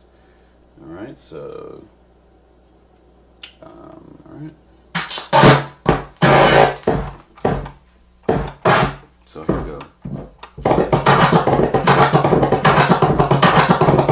See how this sounds way better than that last one we just did, because this one everything is very crisp and clear. See, if your sample is not crisp and clear to start out with, people are going to think that you're whack and that you're sounding muffled and you just can't scratch. But if you're using a sample that sounds all muffled and messed up, then it's going to affect how you sound. Like how that last sound was just super, you know, it just wasn't sounding crisp like how this one does. And it sounds like I'm doing it better, but I'm really just doing the exact same thing.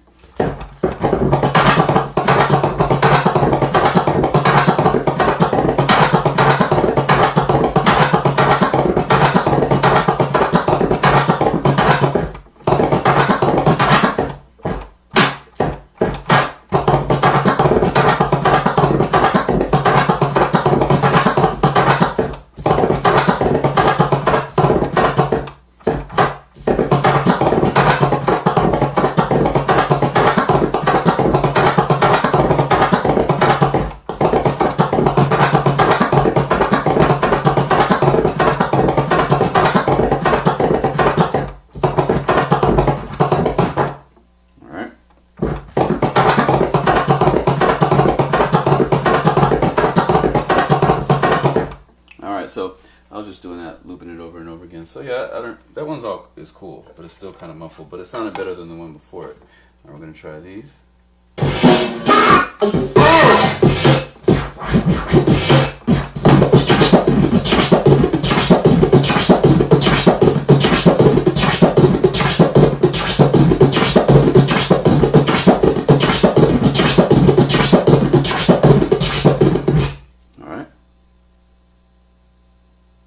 So that one, I don't really like how that one sounds. It's very kind of abrasive. Let's try another one.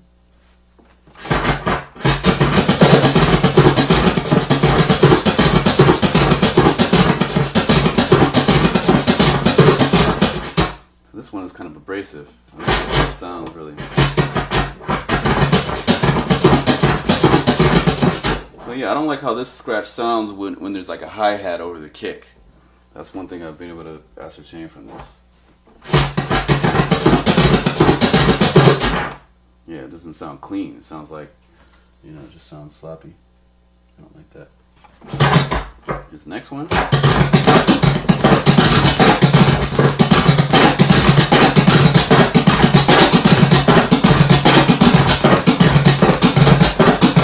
That one doesn't sound like clean. Let's try it again. Let's see. Alright. Turn this down a little bit.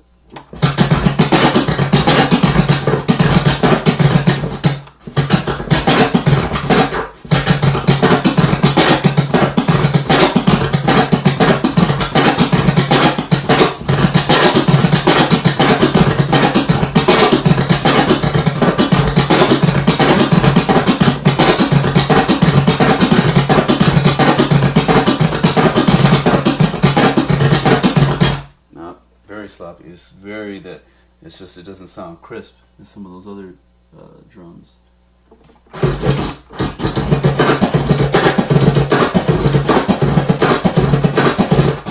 like this one better.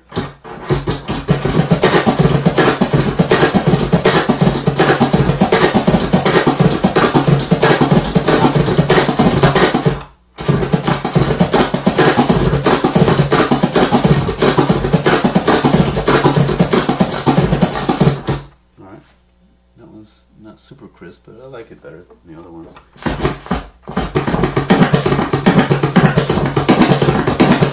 Yeah, this one I like, because this one, the kick and the snare are very muffled. It sounds more like a Congo player or something. Alright.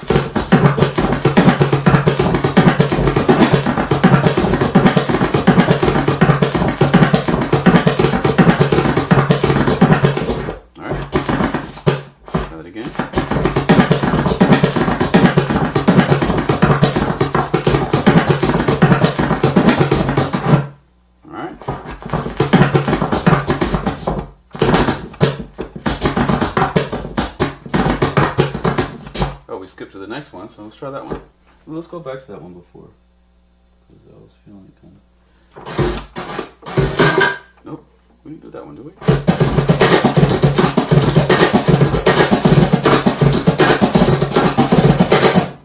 Alright, let's try another one. Go back. This is the one. Alright, yeah, so this is the one. Let's try this. Well, I like this one.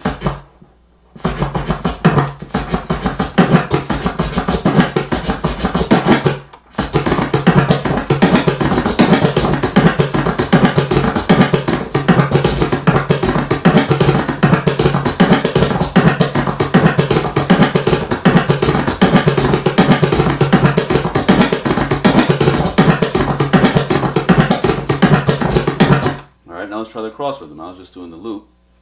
Let's try the cross rhythm version. So.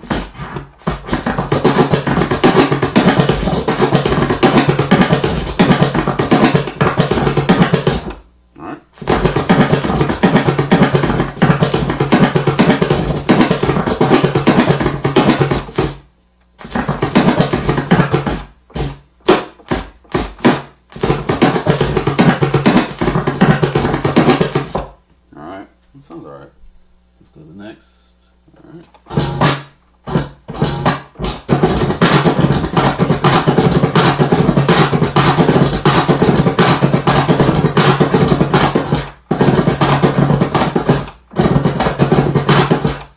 cool, but it's a lot of bass, a lot of low end. Just kind of sounds unclean, but.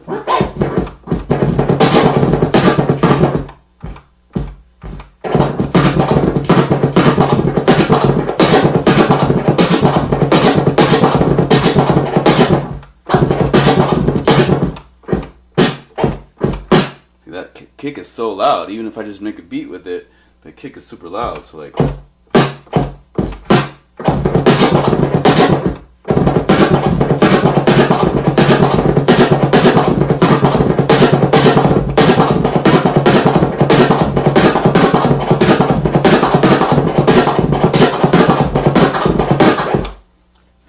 Kick is not as defined in the front when you start doing this cross rhythm. It just kind of sounds kind of blurry. Kind of. Let's see. So this scratch, we've been able to kind of figure out that using a very sharp kick is great with it, and then snares that aren't super loud. But some scratches sound great with snares that are super loud, especially if you're doing a lot of clicks, and those clicks can chop up the snare.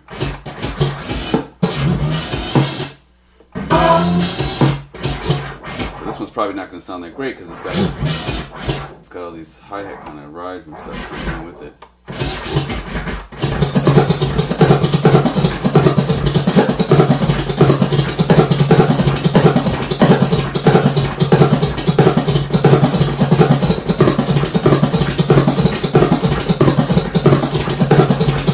I love the kick. I mean the snare. The snare is real quiet. It doesn't feel like a snare. It just feels like, you know, like some percussion.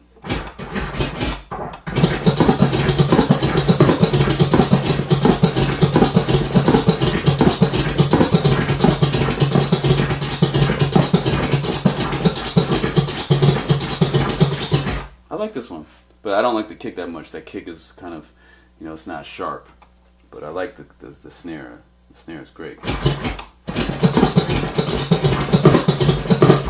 Alright, so let's move on. Not that one.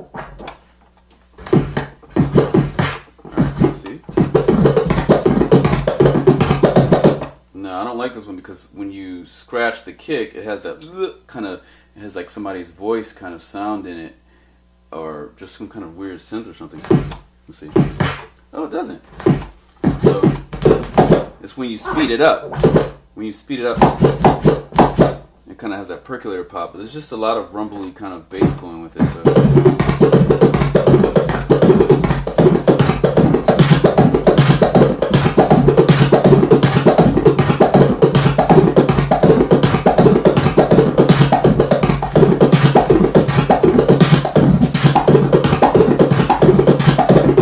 It sounds alright. I like the snare more than the kick. The kick is, I just don't like it when you start going fast with it. It sounds like a vocal or something. It sounds like somebody's voice.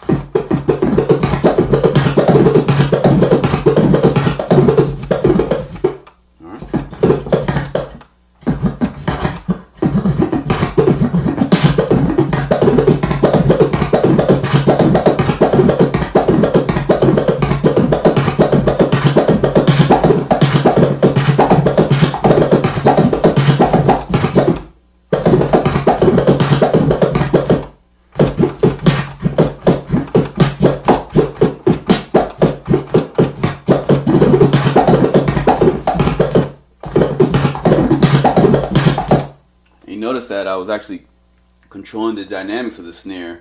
You know, all these, whenever time you're scratching kicks and snares, you know, you can, there's a lot of different variations you can do within it depending on how far you actually move, how far the distance of the flare goes. Because if you make the flare a shorter distance, then you're going to get less of the snare, or maybe you won't get any of the snare, because you could do the same combo without using the snare. You could just do the same combo just on the kick drum. But it's not, to me it sounds more interesting when you have the kick and snares together. Alright, next one.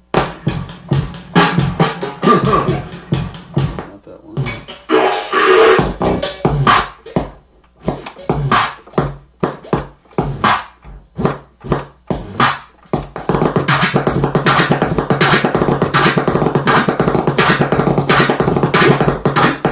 So this one, I love this one because it's nice and crisp. So this one sounds really good on electro kind of, you know, crisp snares versus like a murky, you know, band or something like that, you know, where the snares are from live drums and it's got the reverb in it and all types of stuff that makes it murky, especially when you start going really fast. That reverb starts going fast, or all these weird sounds start going faster, and it might not sound as good. But this one sounds really, really crisp. So see, it sounds totally different than a lot of those other ones. So.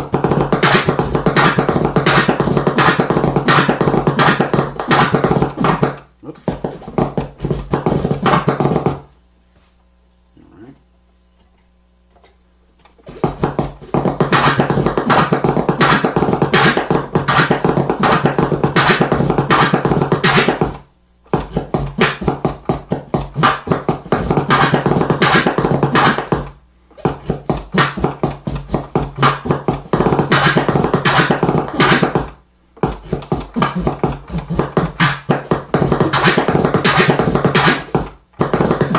Alright, so let's do the cross rhythm of this and see what happens.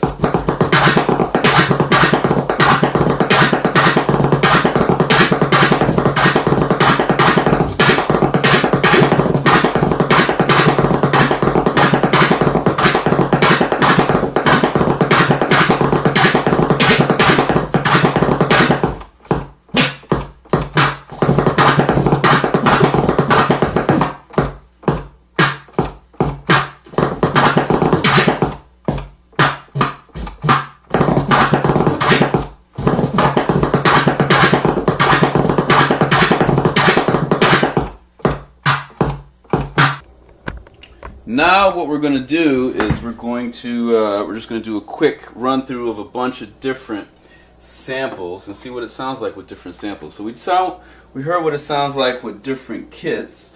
So now let's see what it sounds like with some different samples. Let's see. Let me use the same record that we've been using before. Let's try this one. This is a different one. Super Duck Breaks. I know this is the turkey, I think backsliding turkey or something. So some random samples.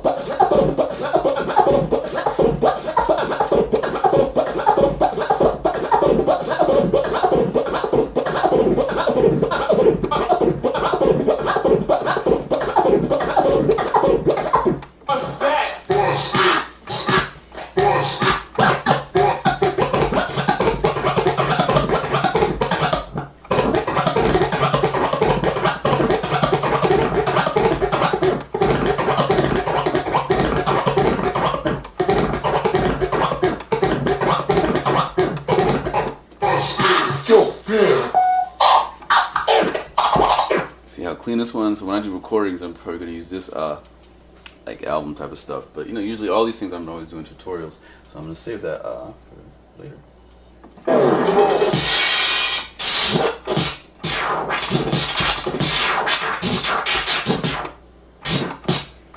So here, let's try it.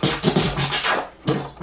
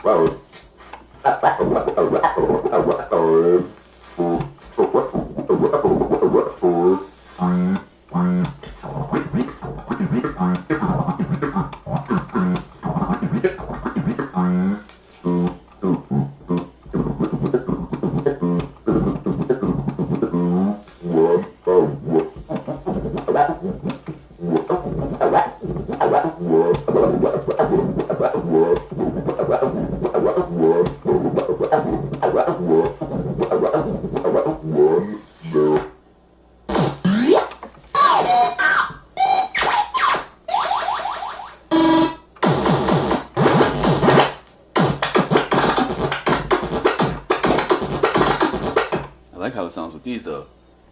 I don't really like all those vocal sample ones because it just sounds kind of bland.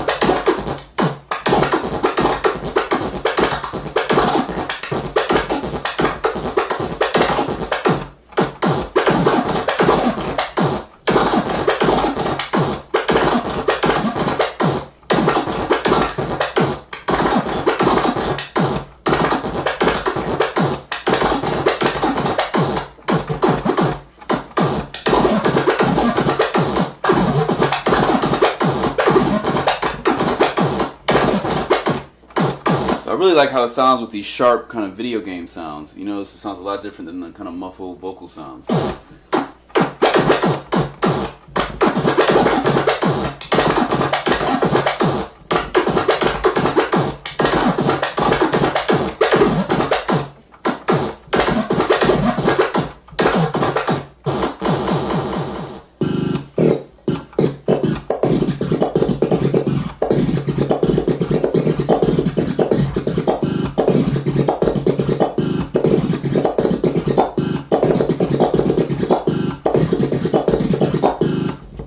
I like that.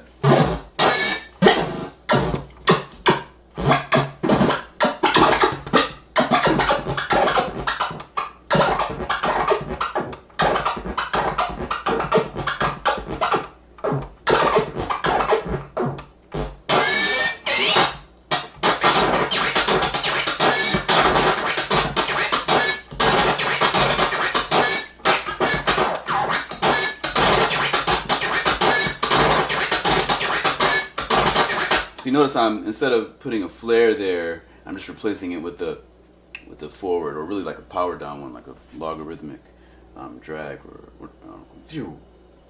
so I'm going. So it's like a log cut, like a.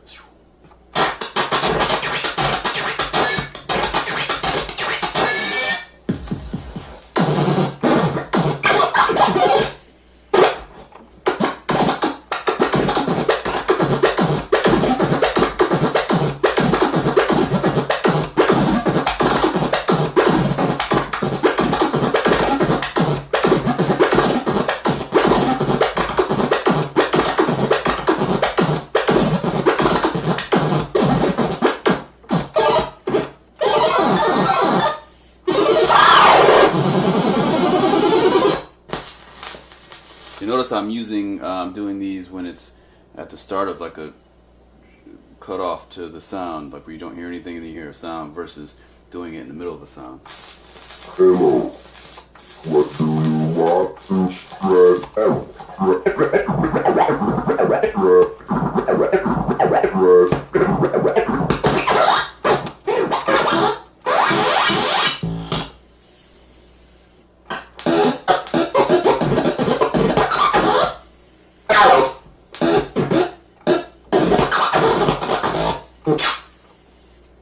It's very skippy.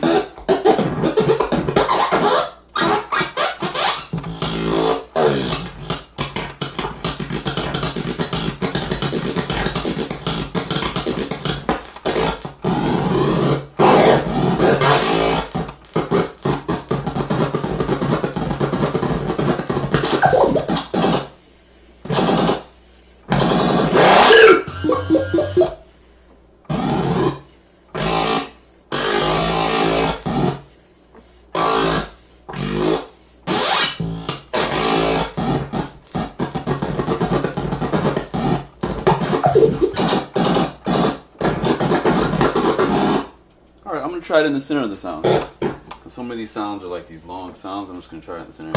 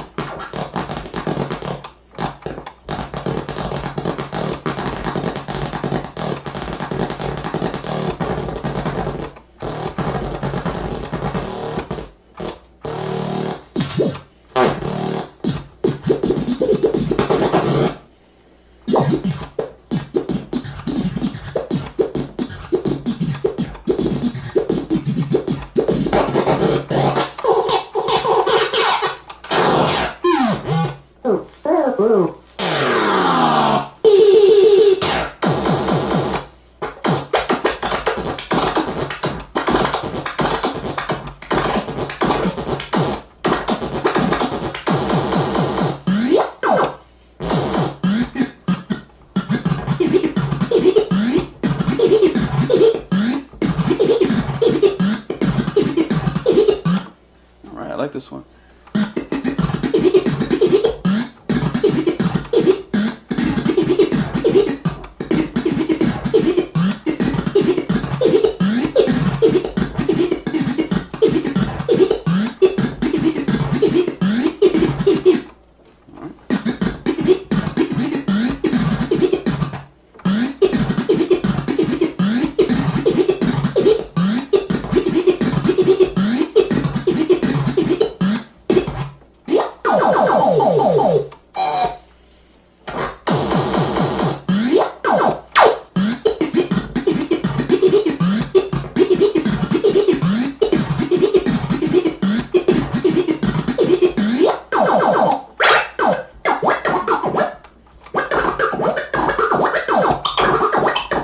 I like it when it's when the sound has a lot of character to it, and the synthesizer one.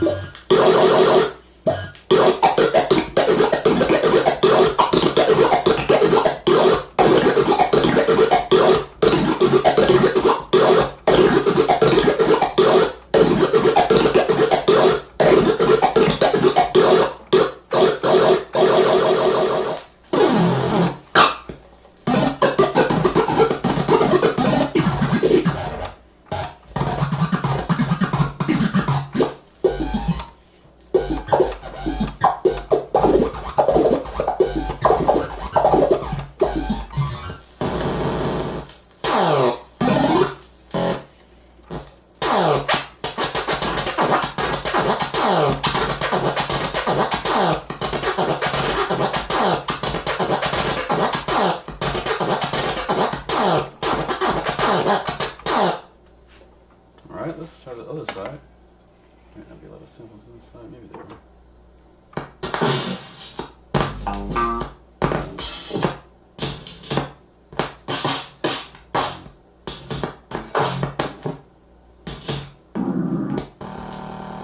So let's see what it sounds like with the tone.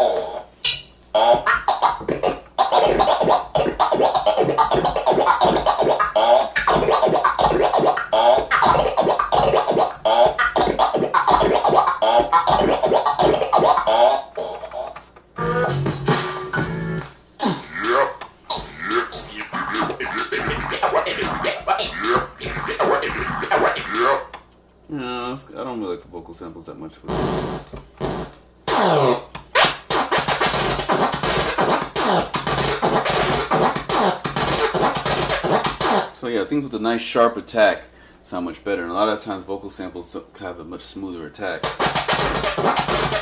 especially compared to like a video game. It's like an 8-bit sound or...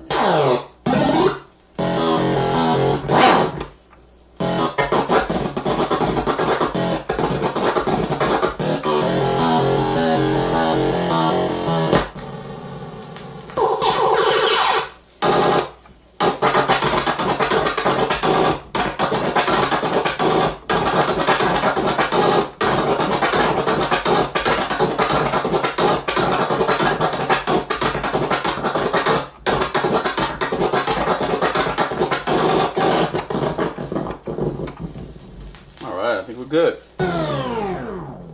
Alright, so let's see. So we got this. Let me see, let me put the date down. Today is the 3rd of September. I'll start putting the dates on these things.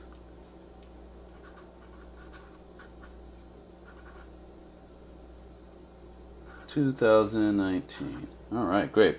So yeah, so this is the Scribble Flare right here that we just did. And below it, I'm going to draw, well, I guess I did that already here, where you can see the Chirp Flare, how it kind of relates to it, right there. Alright, so I'll just draw a little Chirp Flare right here, too. Do a little Chirp Flare, that's like, right here, and then right here, right, like that, and then we got this right here, like that. So this is just a regular Chirp Flare. So it's a chirp, and then a flare. So let's click there and click there. So this is a chirp flare. So this is a chirp flare example. And I'm going to highlight this one a little bit more so we can see that this is it.